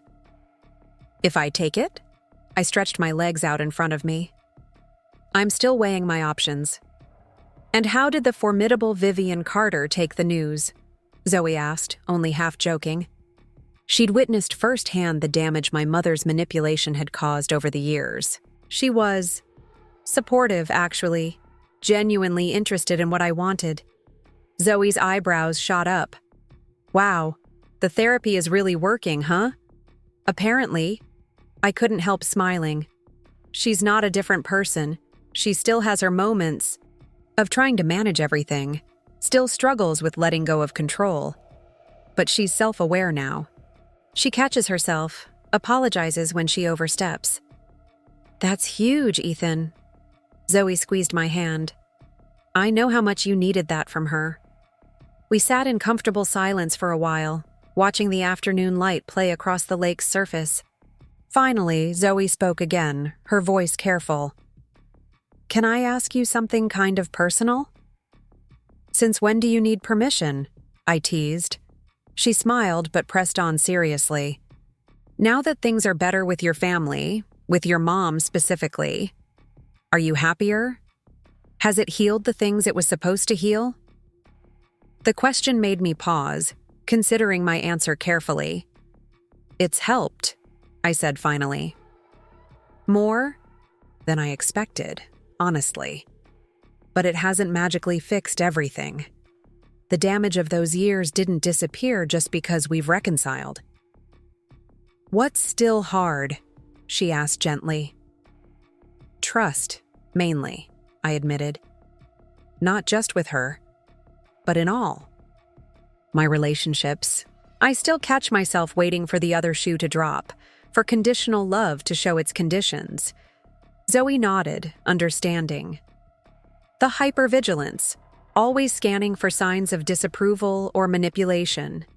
Exactly. I sighed. And there's this emptiness sometimes. Like I spent so many years trying to earn love that I never learned how to simply receive it or give it freely. That's why you work 80 hours a week and volunteer on weekends, she observed. Still trying. To prove your worth. Ouch, I laughed, but without real offense. Direct hit. Just calling it like I see it. She nudged my shoulder affectionately. For what it's worth, you deserve love just for being you. No performance required. So my therapist keeps telling me, I said wryly. Smart therapist. Zoe checked her watch and stood reluctantly. I should get going. Marcus is making his famous lasagna tonight. I walked her to her car, helping to secure the kayak to the roof rack. Before getting in, she turned and hugged me tightly. "I'm proud of you," she said fiercely. "Not for the fancy job offers or the lake house or any of that. I'm proud of how brave you've been in facing all this family stuff head on. That takes real courage." Her words stayed with me long after she'd gone, echoing as I moved through my evening routine. Pride without performance, love without conditions. The very things I'd sought from my mother for decades were freely offered by this friend who had seen me at my worst and valued me anyway. The following week, as I deliberated over the Boston offer, I found myself driving past my parents' condo, on my way back from a meeting in the city. On impulse, I stopped, knowing my father would be at his weekly golf game, but my mother would likely be home. She answered the door with reading glasses perched on her nose and a pencil tucked behind her ear. "Ethan, this is a surprise." "I was in the neighborhood," I explained, following her inside. "Hope I'm not interrupting." "Just working on my writing," she said, clearing papers from the dining table where she'd been working. "Can I get you something? Coffee? Water?" "I'm fine, thanks." I noticed how different the condo felt from their old house. Warm, lived in, personal rather than performative. "How's the memoir coming?" "Slowly," she admitted. "It's harder than I expected, to be honest about certain periods of my life. To see them clearly, without defensiveness." "I can imagine," I said, though in truth, her willingness to examine her own behavior still surprised me. The mother I'd grown up with had been allergic to self-reflection. She studied me for a moment. Her head tilted slightly. "You didn't just happen to be passing by, did you?" I smiled, caught. "Not entirely, no." "The Boston position," she guessed. "You're still deciding." "I am." I sat at the table, tracing the wood grain with my finger. "It's a great opportunity, but I've built a life here now. The lake house, friends, a community. Even family," I added meaningfully. She nodded, understanding the weight of that last word. "And you're worried that leaving might undo some of the progress we've made." "Maybe," I admitted. "Or that distance might make it easier to slip back into old patterns." "That's a fair concern," she acknowledged, then surprised me by reaching across the table to cover my hand with hers. "But I think we've built something sturdier than that now." "I hope so." "I know so," she said with unusual certainty. "Because I'm not the same person who needed to control your every move. And you're not the same person who needed my approval to feel worthy." The simple truth of her words struck me deeply. We had both changed, grown, evolved through the painful process of confrontation and reconciliation. "I have something for you," she said suddenly, rising and going to a drawer in the living room. She returned with a small wrapped package. "I was going to give it to you next weekend, but now seems right." I unwrapped it carefully to find a small wooden box, hand-carved with intricate patterns. Inside, nestled on a bed of velvet, was an old-fashioned key. "It's the key to the lake house," I said, confused. "But I already have one." "Not your lake house," she clarified. "The original one. Your grandfather's property on Lake Champlain." I stared at her, uncomprehending. "But that was sold years ago after he died." She shook her head. "That's what I told you, what your father and I agreed to tell you. In truth, your grandfather left it directly to you in his will, with the stipulation that you receive it on your 30th birthday." "Which was last month," I said slowly, pieces clicking into place. She nodded, guilt and regret passing across her features. "I was angry when I learned of his decision. I'd always assumed the property would come to me, then to you through my inheritance. When he bypassed me entirely." She sighed. "It felt like another criticism of my parenting, another way he was undermining my relationship with you. So, you hid it from me." It wasn't a question. Yes, she admitted simply. The deed has been held in trust all these years. I received notification last month that it was time for the transfer, and I considered continuing the deception. What changed your mind? You did, she said softly. All of this, the confrontation, the therapy, the hard work of rebuilding trust. I couldn't betray that. Not again. I turned the key over in my hand, feeling its weight, both physical and symbolic. Thank you for telling me the truth. It's long overdue, she acknowledged. The property has been maintained by the trust, but it will need some attention. Your grandfather always said it was his favorite place in the world. Peaceful, removed from pretense. He wanted you to have that. The gift was enormous. Not just the valuable property, but the honesty it represented. The tangible evidence of my mother's commitment to change. I don't know what to say, I admitted. You don't need to say anything, she assured me. But there's one more thing you should know. The property is about 40 minutes outside of Boston. The implication hit me immediately. So if I took the job, you'd have a place already waiting for you, she finished. A connection to your grandfather, a retreat from the city. And you're okay with that? I pressed, still seeking reassurance that my independence wouldn't damage our healing relationship. More than okay, she said firmly. I want you to build the life that fulfills you, Ethan. Not the one I imagined for you, not the one that keeps you close out of obligation, but the one that makes you genuinely happy. It was perhaps the most maternal thing she had ever said to me. This blessing of my autonomy, this prioritization of my happiness above her preferences. I haven't decided yet, I said again, though the scales were certainly tipping toward Boston with this new information. But knowing about the lake house, having your support, it helps. Whatever you decide, she said, I'll be here, or there, visiting as invited, or on the phone. Whatever form our relationship takes, I'm committed to it now. The real version, not the perfect facade. On my drive home, the key sat on the passenger seat beside me, catching the late afternoon sunlight. It represented so much more than access to a property. It was a door to my heritage, to a grandfather who had loved me enough to ensure I had a place of my own, to a future that could incorporate both my independence and my family ties.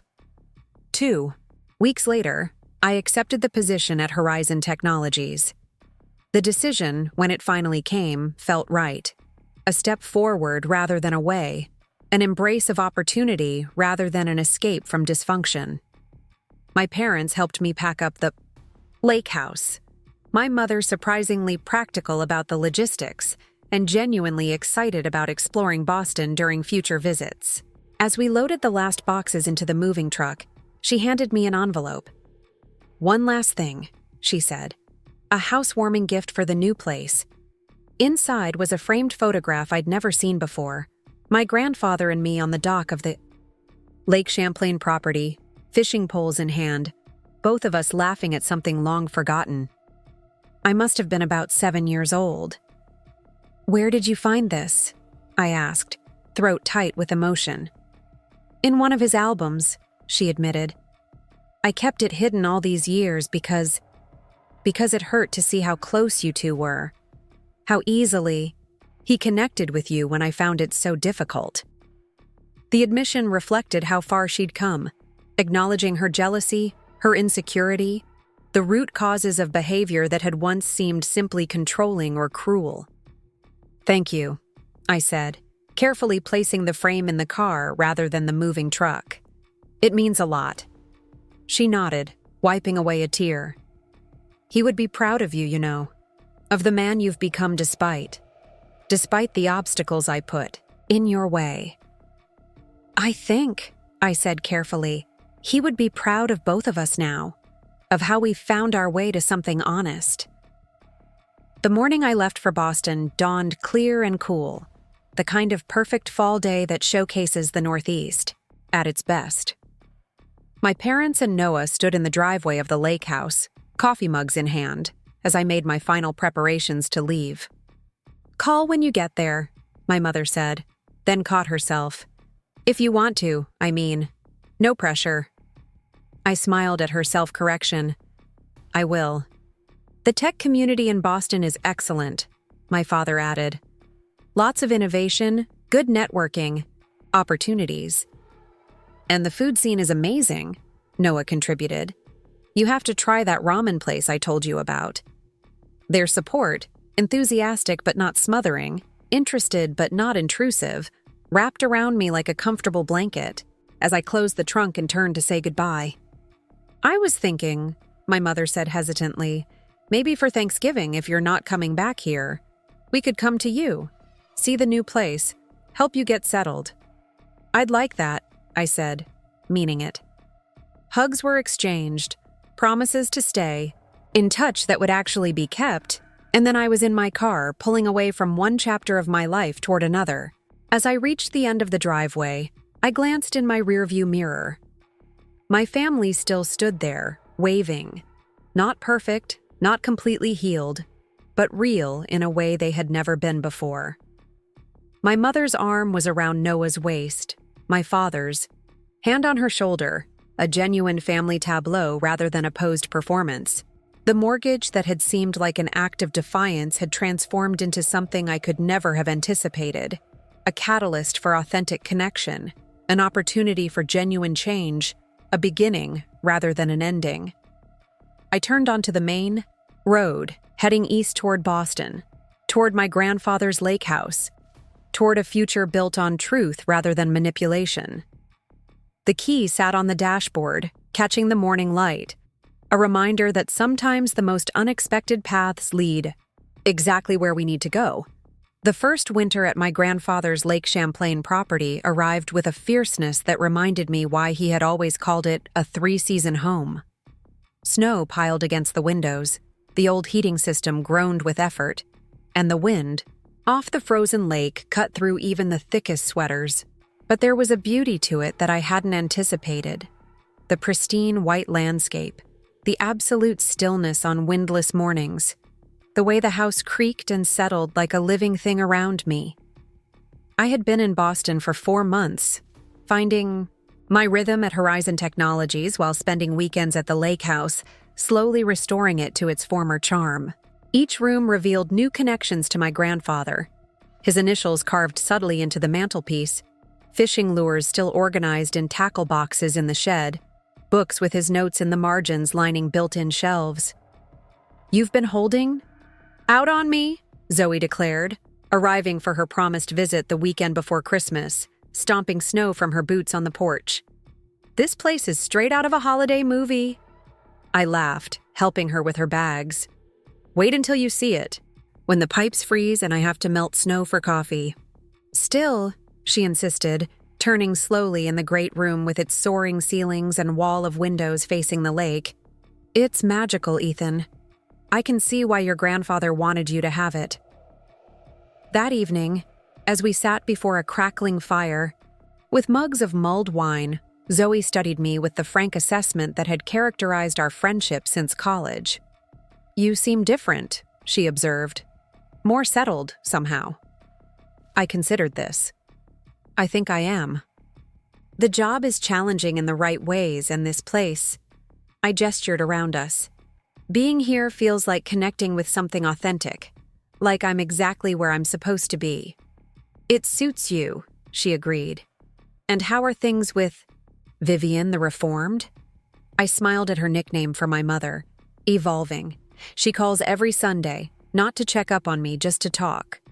And she asks questions about my work that show she's actually paying attention to what matters to me." "Miraculous," Zoe murmured, only half joking. "It's not perfect," I acknowledged. "She still has moments where her instinct to control surfaces, but she catches herself now or accepts it when I point it out. It's nice." "And you're okay with all of it? The reconciliation, the move, the new job?" I took a sip of wine, considering her question carefully. I think okay isn't quite right. I'm healing, maybe? Learning who I am when I'm not defined by either rebellion against or submission to my mother's expectations. Zoe smiled, reaching over to squeeze my hand. That's the best kind of freedom. What about you? I asked, noticing the way her engagement ring caught the firelight. Wedding plans coming along? Actually, she hesitated. That's partly why I wanted to visit. Marcus and I were hoping you'd be my man of honor. To hell with tradition. There's no one else I'd want standing beside me. I'd be honored, I said sincerely, touched by the request. Though I draw the line at wearing whatever bridesmaid dress you've picked out. She laughed, relaxing into the couch. Deal. The wedding's in June, by the way. Here in New England, actually. Cape Cod. Marcus's family has a place there. June's perfect, I said. And speaking of family visits, mine arrive tomorrow for an early Christmas celebration. Are you sure you don't want to escape before they get here? Zoe shook her head firmly. I wouldn't miss Vivian Carter in full holiday mode for anything. Besides, I want to see this transformation for myself. The next day, as my parents' rental car crunched up the snowy driveway, I felt a familiar tightening in my chest. The old anxiety that always preceded family gatherings. But alongside it was something newer, genuine anticipation. My father emerged first, whistling appreciatively at the snow-covered landscape.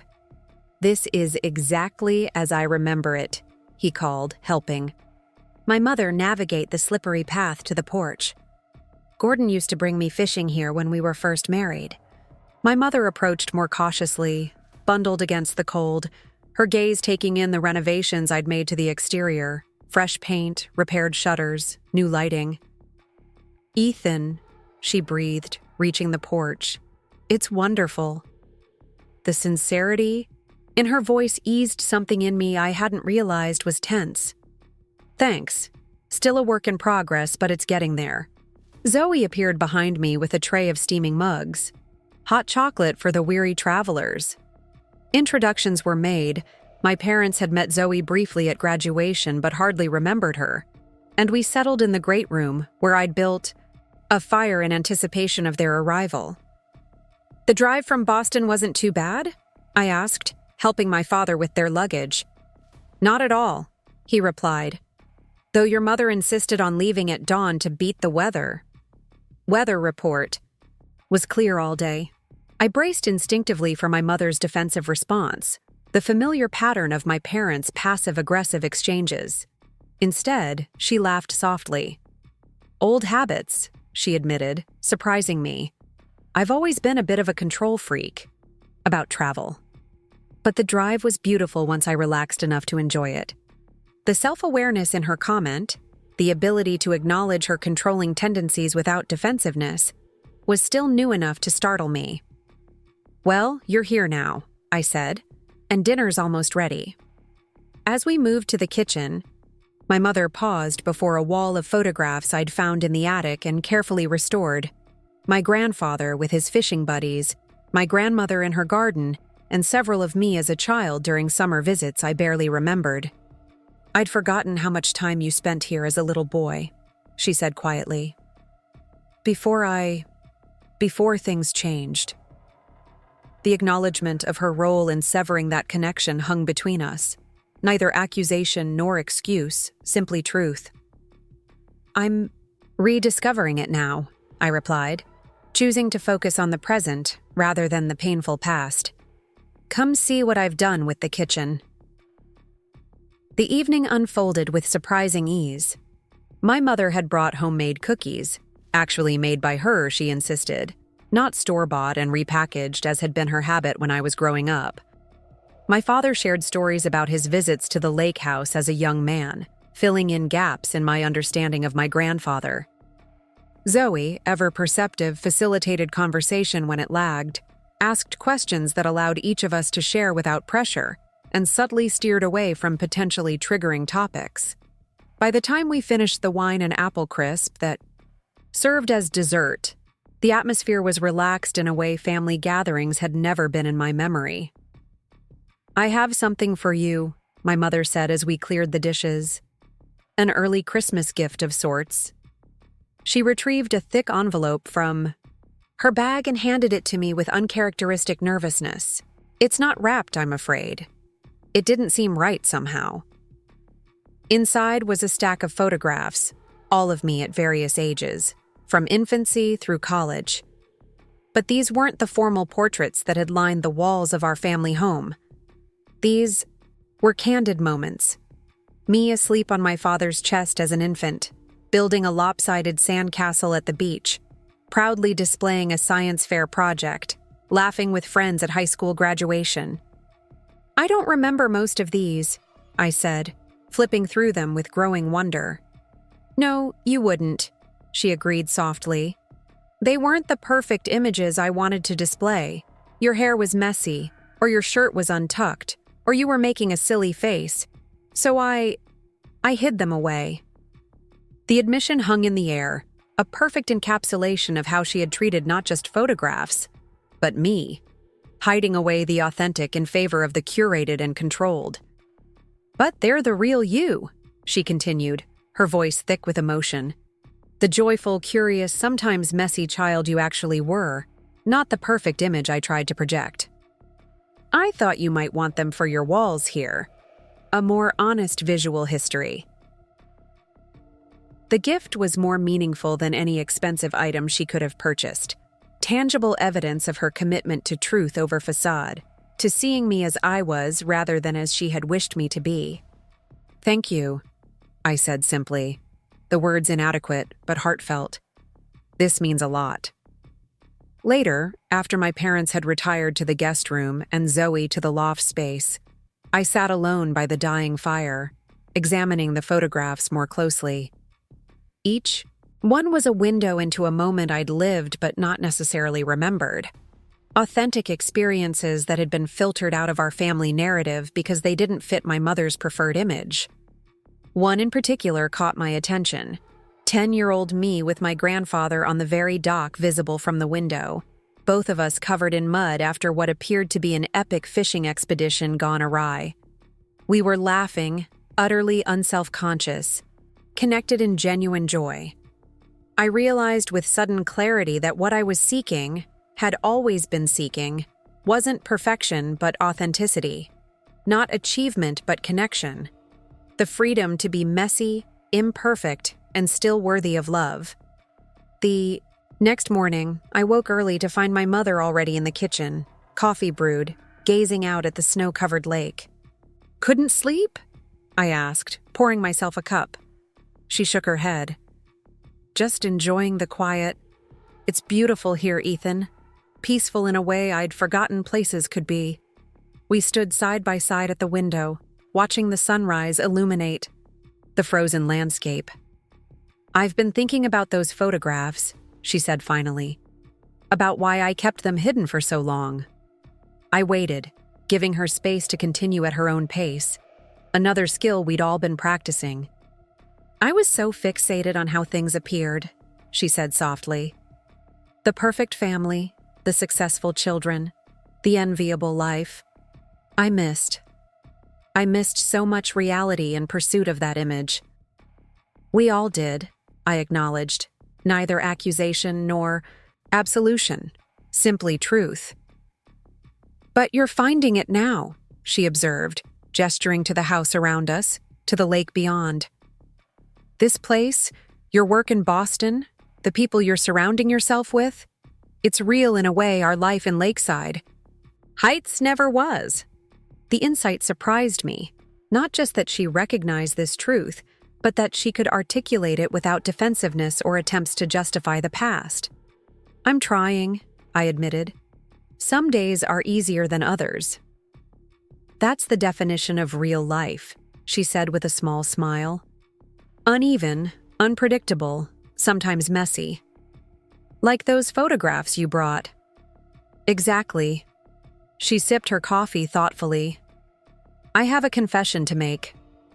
I tensed slightly, old reflexes still quick to anticipate manipulation or control, beneath any overture from my mother.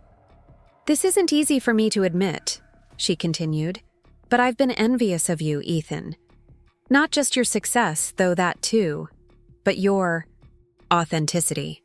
Your willingness to walk away from lakeside heights, from the path I tried to set for you, from the facade." "It wasn't easy," I reminded her gently. "No, I imagine not." She set down her mug and turned to face me fully. "But it was brave. And watching you build this life, this honest, imperfect, meaningful life, has helped me see what I sacrificed in pursuit of appearances. What we all sacrificed." The admission was perhaps the most genuine conversation we'd ever had. No manipulation, no ulterior motive, just raw truth between a mother and son who were finally learning to see each other clearly. "It's not too late, you know," I found myself saying. "For you to find some authenticity, too." She smiled, a flash of vulnerability crossing her features. "I'm trying. My therapist says I'm making progress. Your father thinks so too, though he's still cautious. 28 years of marriage based on image maintenance isn't easy to rebuild. But worth trying." "Absolutely worth trying," she affirmed. "Just as this, our relationship, has been worth all the uncomfortable therapy sessions and difficult conversations." Before I could respond, Zoe appeared in the doorway, hair tousled from sleep. "Sorry to interrupt the early bird convention. Is that coffee I smell?" The moment shifted, the intimate conversation giving way to the practical matters of breakfast preparation and plans for the day.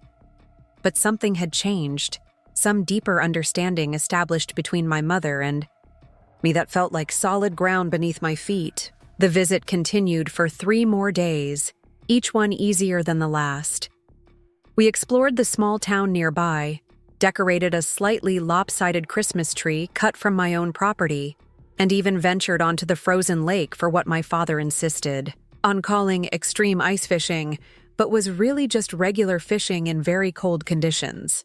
On their final evening, as we sat around the fire playing an increasingly competitive game of Scrabble, my phone rang, the Boston office calling despite the late hour. "Sorry," I apologized, stepping away to take the call. "Work emergency." When I returned 10 minutes later, my mother looked up with concern. "Everything okay?" "Just a glitch in the system," I explained. "Nothing serious, but I need to go into the office tomorrow morning to help sort it out." "But we're not leaving until afternoon," my father frowned. "We were planning that hike you mentioned." "I know, I'm sorry," I said, genuinely disappointed. "Rain check for your next visit?" To my surprise, it was my mother who adjusted most easily to the change in plans. "Of course you need to handle your work responsibilities," she said simply. "That's more important than a hike we can take any time." There was no guilt trip, no passive-aggressive sigh, no subtle implication that I was choosing work over family, just straightforward acceptance of a reality that didn't match her preferences, perhaps the clearest evidence yet of her transformation. The next morning, as I prepared to leave for Boston, she handed me a small package. "A little something for your desk at work. No need to open it now."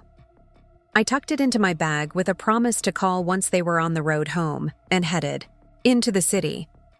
The emergency turned out to be manageable, if tedious, and by mid-afternoon I was at my desk finalizing the fix when I remembered my mother's gift. The package contained a small framed photograph I recognized from her collection. Me, at about 8 years old, proudly displaying a science project with wild hair and mismatched clothes, utterly joyful in my achievement. With it was a note in her precise handwriting. "To remind you that your worth has never been in your perfection, but in your passion. I'm sorry it took me so long to see that. Love, Mom." I placed the frame on my desk. This authentic slice of childhood, a stark contrast to the polished professionalism of my office, but somehow perfectly right. That evening, as I drove back to the lake house in darkness, snow beginning to fall again, I reflected on how much had changed since that confrontation over my parents' mortgage. The initial goal had been simple, even vengeful, to expose my mother's manipulation, to force acknowledgement of the harm she had caused. What I hadn't anticipated was the healing that would follow, not instantaneous or complete, but incremental, genuine, and ongoing. The mortgage deed that had seemed like a weapon had become instead a bridge, a moment of truth that allowed something authentic to finally grow in soil, too long poisoned by facades and control. As I turned onto the private road leading to the lake house, headlights illuminating swirling snowflakes, my phone rang through the car's speakers. "Just checking that you made it back safely," my mother's voice came through, concern but not control in her tone. "Almost home," I assured her. "You and Dad get back okay?" "Perfect timing. We beat the snow. Your father's already planning our spring visit if that's all right with you. He's got some idea about fishing when the ice melts." "I'd like that," I said, and meant it. As I pulled up to the dark house, lights automatically sensing my arrival and illuminating the porch, I felt a sense of peace that had once seemed impossible. The journey from that graduation day insult to this moment had been neither straight nor easy, but it had led somewhere vital, to truth, to boundaries, to the possibility of love without conditions. Inside, I built a fire against the growing cold, the photograph from my mother's gift still vivid in my mind, that joyful child, with uncombed hair and unrestrained enthusiasm, the authentic self I had been before learning to perform for approval. That child wasn't gone, I realized, just buried beneath layers of protective adaptation. And perhaps, in this house that connected me to my past while supporting my future, I could finally reclaim that unfiltered joy. The following weekend, as January settled heavily over New England, I invited Noah to the lake house, eager to share this piece of our grandfather's legacy with him. He arrived with his girlfriend Mia, whom I'd met only briefly during holiday video calls. "This place is incredible," Mia breathed, turning slowly in the great room. "And you've done all this renovation yourself?" "Most of it," I confirmed. "Though I hired professionals for the electrical work and some of the plumbing. I'm handy, not suicidal." Noah laughed, setting down their bags. "Remember when you tried to fix Mom's garbage disposal and flooded the entire kitchen?" "A formative experience," I deadpanned. "Taught me my limitations." We settled into a comfortable evening of takeout from the local Thai restaurant and catching up on Noah's latest projects. As my younger brother, he had experienced a different version of our mother than I had. Her control somewhat tempered by my earlier rebellion, but still present in more subtle forms. "She's different now," he observed, as if reading my thoughts. "More present when we talk, less focused on appearances." "The therapy is helping," I agreed. And I think finally facing the truth about her behavior was necessary, however painful it was at the time. Mia, who had heard the story of the mortgage confrontation but hadn't been present for any of it, looked between us curiously. "It's remarkable that you've been able to rebuild a relationship after everything. Many families never recover from that kind of revelation." "It's still a work in progress," I acknowledged. "We have moments where old patterns resurface. But there's a foundation of honesty now that makes those moments manageable rather than devastating." Later, after Mia had gone to bed, Noah and I sat on the porch despite the cold, bundled in blankets, watching the moonlight on the frozen lake. "Do you ever think about having kids?" he asked suddenly. The question caught me off guard. "Sometimes," I admitted. "Though the idea is complicated." "Because of Mom," he guessed. "Fear of repeating patterns." "Partly," I agreed. "Though therapy has helped with that too. I'm more aware now of the inheritance we carry. Not just houses and money, but patterns of behavior, ways of giving and withholding love." Noah nodded thoughtfully. "I've been thinking about that a lot lately. Mia and I are talking about getting engaged." "That's great," I said, genuinely happy for him. She seems wonderful. She is, he agreed with a soft smile. And she knows all about our family history, the good, the bad, and the catastrophically dysfunctional. But we've been having these conversations about what kind of parents we want to be someday, and I keep coming back to what we learned from Mom.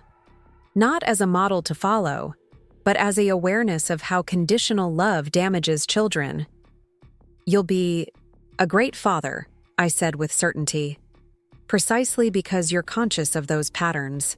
So would you, he replied, if that's what you want. I considered this, looking out at the vastness of the frozen lake, the stars sharp and clear in the winter sky. Maybe someday, with the right person. Anyone on the horizon? He asked, nudging my shoulder. Boston's a big city, lots of potential. I laughed, deflecting with practiced ease. The lake house renovation is enough of a relationship for now. Very demanding, constantly needs attention, keeps me up at night. Noah saw through the deflection but didn't push, another skill he'd developed through our family's healing process, respecting boundaries, allowing people their privacy, not pressing for performances of emotion or disclosure. The weekend passed quickly. Ice fishing attempts that yielded nothing but laughter, a hike through snow-covered woods to a lookout point over the frozen lake, evenings of board games and easy conversation. On their final morning, as I helped load their car, Noah paused before getting in. You seem happy here, he observed. Settled in a way I don't think I've ever seen before. I am, I realized, somewhat surprised by the truth of it.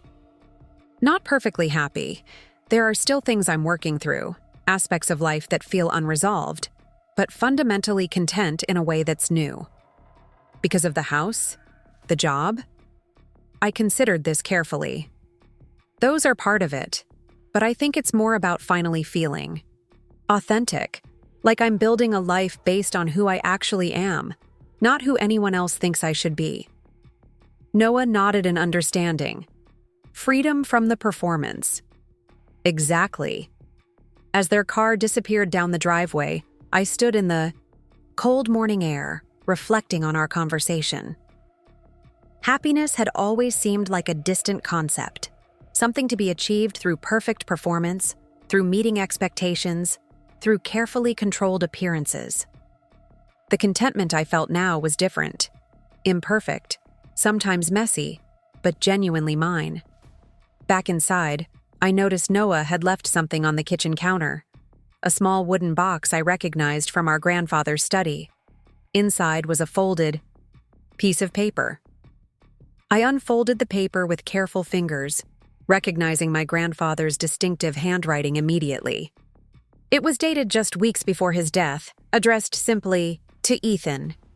My boy, if you're reading this, then you found your way to the lake house at last. I've arranged for it to come to you when you're ready, old enough to appreciate it, but young enough to make it truly yours. This place has always been a refuge for me, somewhere the pretenses of everyday life fall away. Your grandmother and I were never more ourselves than when we were here. I hope it becomes that for you too. A place of authenticity in a world that, too often, rewards performance over truth. I've watched from a distance as your mother shaped you according to her vision rather than nurturing who you truly are. It's been my greatest regret that I couldn't protect you from that influence. Perhaps I should have tried harder, been more direct. But family dynamics are complex, and my relationship with your mother has always been strained by her need for perfection and my inability to provide it. Know this, Ethan. You have always been enough exactly as you are. Your worth isn't measured in achievements or appearances, but in your capacity for genuine connection, for truth, for joy. I see those qualities in you, even when circumstances have required you to hide them. There's a loose floorboard in the main bedroom, under the east window. Beneath it, you'll find a journal I've kept since you were born. It's yours now, not because I expect you to preserve some idealized version of our family, but because I want you to know that someone was witnessing the real you all along, valuing you not for what you accomplished, but simply for being. With love and faith in who you are, Grandpa Gordon. I sat with the letter for a long time, tears blurring my vision, feeling both the grief of having missed years with this man who had seen me so clearly and the profound gift of his recognition across time. Eventually, I made my way to the main bedroom and located the loose floorboard he'd described. The journal was bound in worn leather, its pages filled with my grandfather's observations, anecdotes, and reflections spanning my entire life. Though we'd had limited direct contact after my mother's interference began, he had followed my journey from afar, noting academic achievements but focusing more on glimpses of my character, my interests, my struggles. He'd included newspaper clippings of school events, secondhand stories from family friends who'd encountered me, and his own reflections on the person I was becoming despite the pressure to be someone else. The final entry was dated just days before his death. Ethan graduated college today. Couldn't attend, Vivian made that clear, but saw photos through James Wilson, whose daughter was also graduating. Ethan gave the honors address, apparently, spoke about innovation as an act of authentic creation rather than mere achievement. Sounds like he's finding his voice despite everything. I leave this house to him with hope that someday he'll break free completely, build a life that reflects his true self rather than others' expectations. The lake has always had that effect on those who are ready to listen to it. I closed the journal, overwhelmed by the connection to a grandfather I'd barely known, but who had known me, had seen past the facade to the authentic person beneath, had valued that person enough to preserve these observations, to give me this refuge. That night, I slept in my grandfather's room for the first time since moving in, the journal on the nightstand beside me, feeling his presence in the creaks of the old house, in the wind off the lake, in the inherited dent on his side of the mattress. And for perhaps the first time, I slept without the weight of performance anxiety, of measuring up, of being enough. Spring arrived slowly to Lake Champlain, ice reluctantly giving way to open water, bare branches gradually yielding, tender green buds. I settled into a rhythm between Boston and the lake house, finding balance between career ambition and personal peace in a way that would have seemed impossible before. My mother called regularly, our conversations evolving from careful politeness to genuine interest in each other's lives. She shared updates on her therapy progress, her new hobby of pottery. Imperfection is the whole point, apparently, very challenging for me. And her cautious reconnection with old friends she'd alienated during her years of image maintenance. I saw Diane Miller for lunch yesterday, she mentioned during one Sunday call. First time in nearly 20 years without an agenda or performance. How was it? I asked, genuinely curious. Uncomfortable, she admitted with a laugh. But good uncomfortable, if that makes sense. Like stretching muscles that have atrophied. She asked about you, by the way. What did you tell her? There was a brief pause, and I could almost see her considering her words carefully. I told her the truth, that you're building a remarkable life on your own terms, and that I'm learning to appreciate the person you actually are rather than who I tried to make you be. The simple honesty of her response caught me off guard. No exaggeration of my achievements, no curated version of our relationship, just straightforward truth. Thank you, I said quietly. That means a lot. It's just the truth, Ethan, she replied, her voice gentler than I could ever remember it being. I'm done with facades. By early summer, the lake house transformation was nearly complete. I'd preserved its essential character while updating systems and spaces to reflect my own needs and aesthetic. The photographs my mother had given me hung alongside ones I'd taken myself of the lake in various seasons, creating a visual timeline that honored both heritage and present reality. Zoe's wedding in June brought a weekend of joyful celebration at Cape Cod, where I stood proudly as her man of honor in a suit that complemented but didn't match the bridesmaids' dresses, a compromise we'd laughingly negotiated. My parents, Attended as my guests, my mother remarkably restrained in her observations about the unconventional ceremony, genuinely happy to share in the celebration without attempting to control or critique it. As summer stretched into perfect New England days of lake swimming and evening barbecues, I hosted a series of gatherings at the lake house. Friends from Boston, colleagues from Horizon, Noah and Mia, even my parents for a 4th of July weekend that went surprisingly well. "You've created something special here," my father observed as we stood on the dock watching fireworks across the lake. "Not just the renovation, but the whole atmosphere." "Thanks," I said, genuinely appreciative of his recognition. "It feels right." "Your grandfather would be proud," he added, then hesitated before continuing. "And I am too, Ethan. Not of what you've achieved, though that's impressive, but of who you are. How you've handled everything, the revelations about your mother's behavior, the difficult conversations, the rebuilding of relationships on more honest terms. It can't have been easy." "It wasn't," I acknowledged. "Still isn't sometimes, but it's worth it." He nodded, understanding. "Your mother is different now. Not perfect, neither of us is, but genuinely changed in ways I wouldn't have thought possible. The mortgage was a catalyst," I reflected. "But she did the actual work of changing." With proper motivation, he smiled slightly. "Nothing like having your adult son buy your house out from under you to inspire some serious self-reflection." We laughed together, the humor possible now that the raw wounds had begun to heal, the shared acknowledgement of just how unusual our family's path to authenticity had been. Later that week, after everyone had returned to their respective homes and routines, I received an unexpected visitor. The security system alerted me to a car coming up the driveway, a rental by the gare. Looks of it. Curious, I stepped onto the porch to find Diane Miller emerging from the vehicle, looking only slightly older than I remembered from our meeting during the confrontation with my mother. "Ethan," she smiled warmly, "I hope you don't mind the surprise." "Visit? I'm passing through on my way to Montreal and couldn't resist seeing this place your mother has talked about." "She mentioned you'd reconnected," I said, welcoming her inside. "It's good to see you again." Over iced tea on the porch overlooking the lake, Diane shared her perspective on my mother's transformation. "It's remarkable, truly.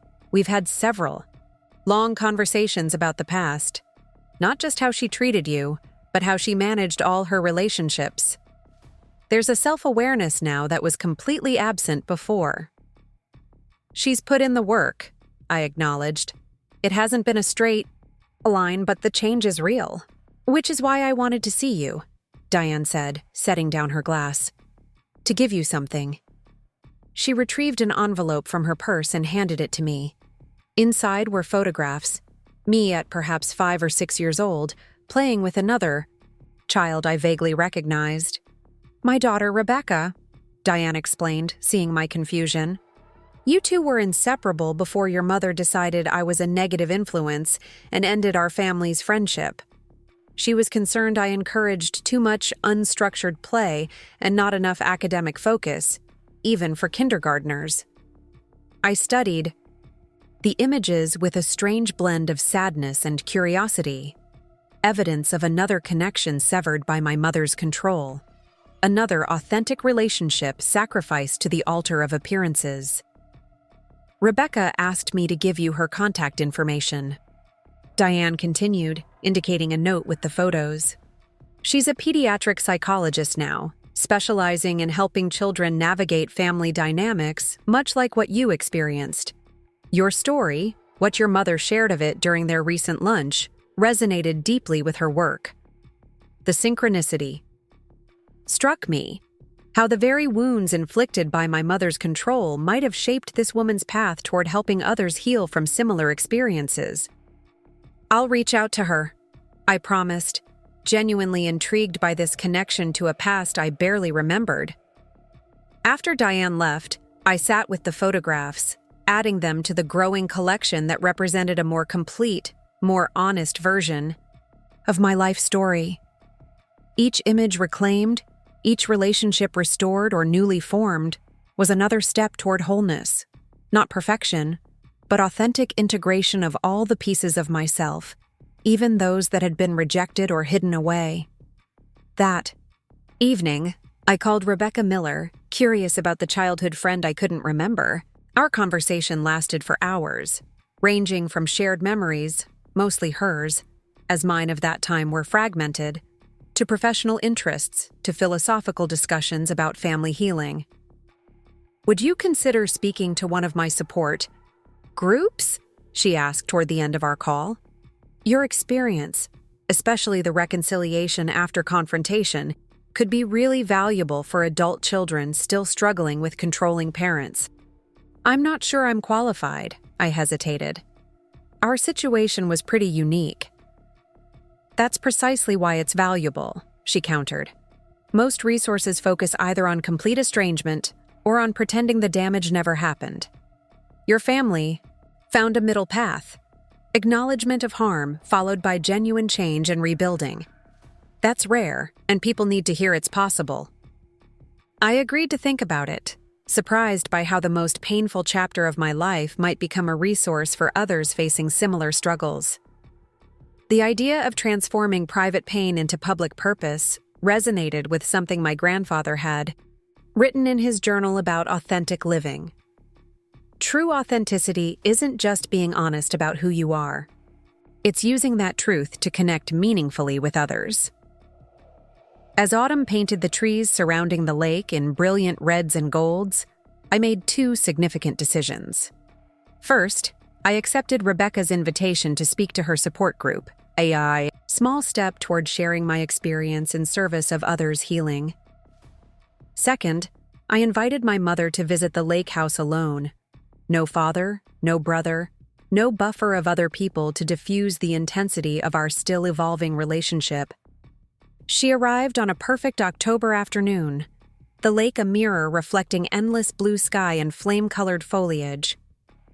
I watched her approach the house, noting how different she looked from the perfectly coiffed, perpetually controlling mother of my youth.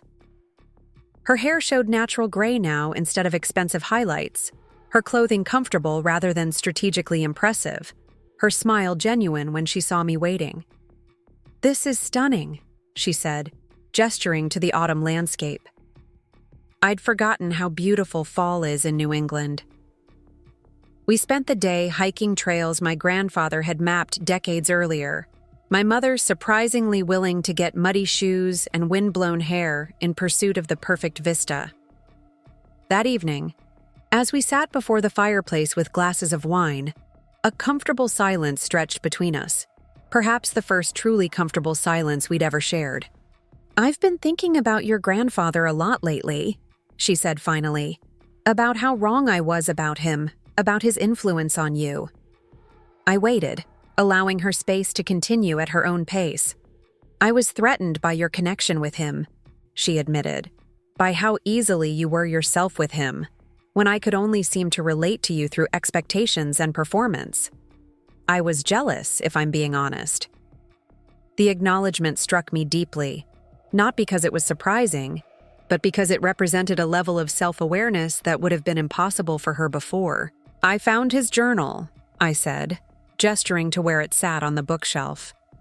"The one he kept about me from birth until just before he died." Her eyes widened slightly. "May I see it?"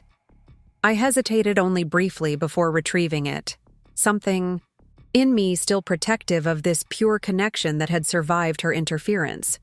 But part of healing was taking calculated risks, allowing new possibilities for relationship where walls had previously been necessary. She accepted the journal, with reverent hands, opening to a random page and reading silently, tears gathering in her eyes. "He saw you so clearly," she whispered finally, "in ways I was too blinded by my own issues to manage. He tried to protect me from the pressure to perform," I acknowledged, "but family dynamics are complicated." She recognized her father-in-law's own words reflected back to her, nodding slowly. "Yes, they are. and I made them more complicated with my need for control, my insecurities, my fear.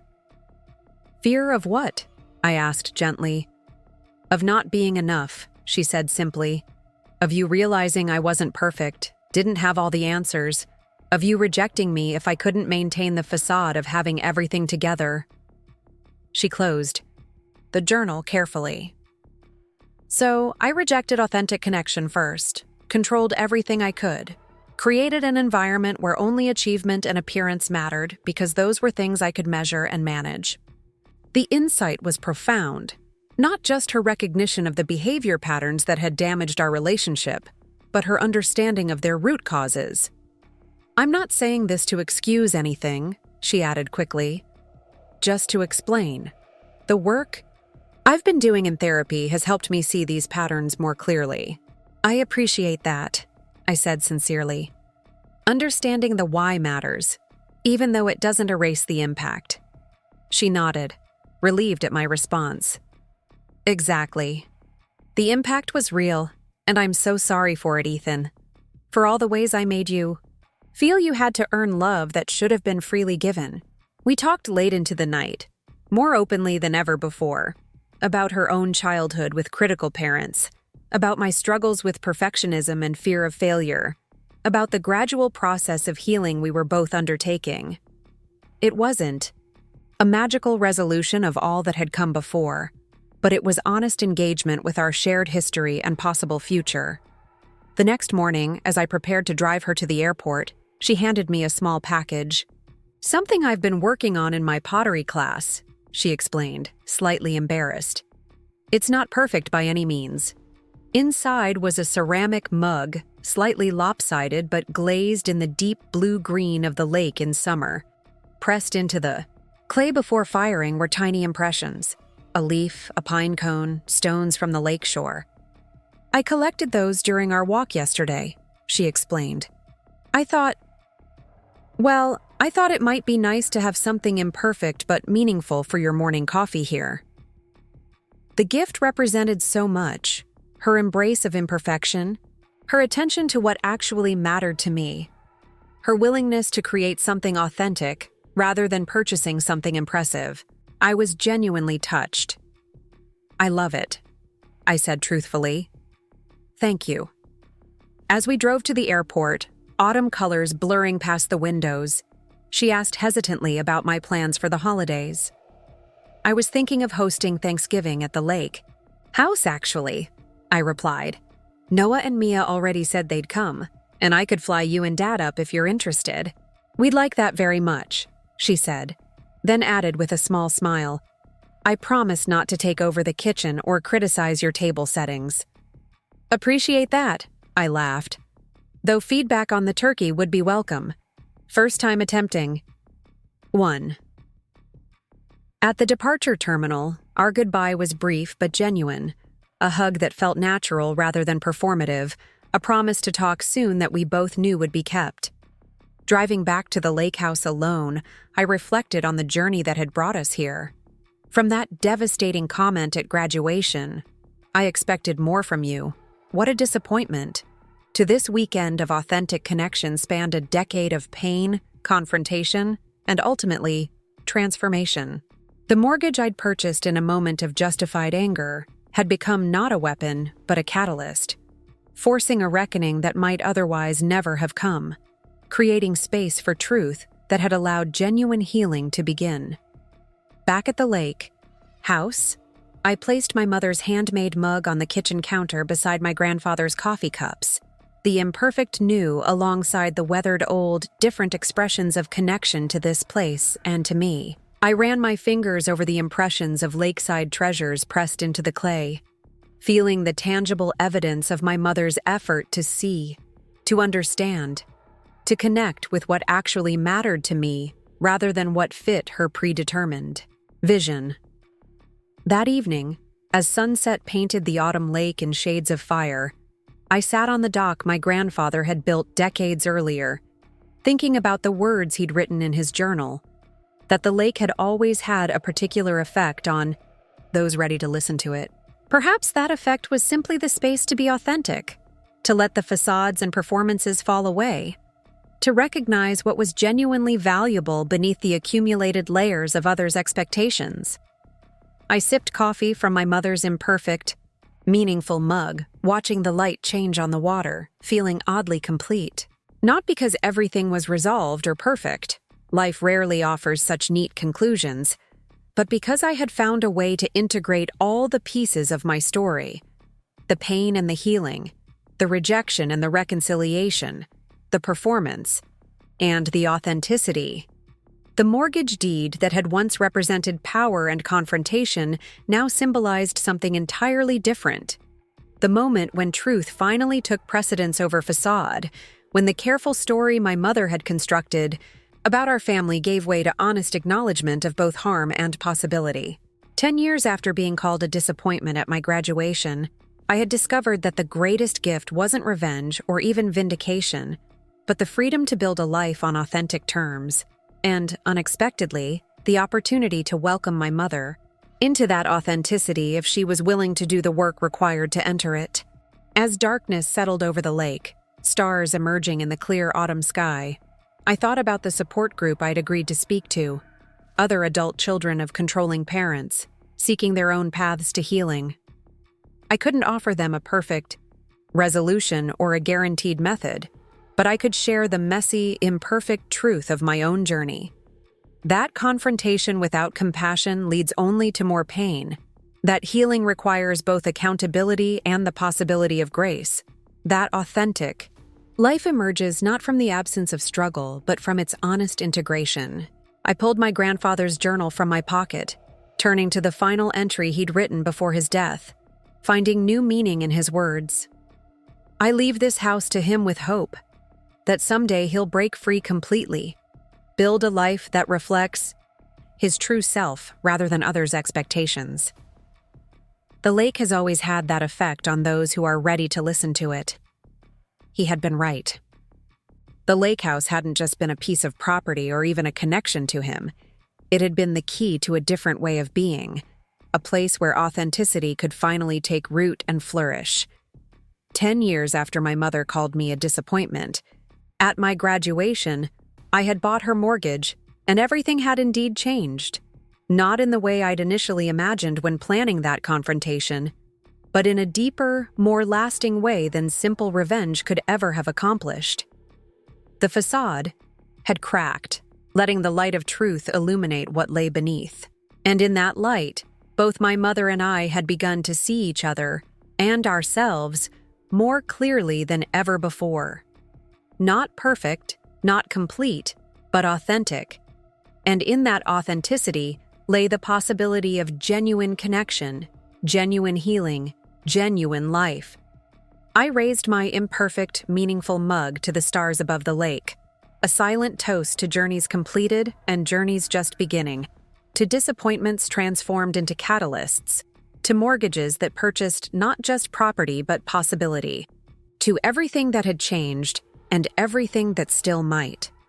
Up next, you've got 2 more standout stories right on your screen. If this one hit the mark, you won't want to pass these up. Just click and check them out.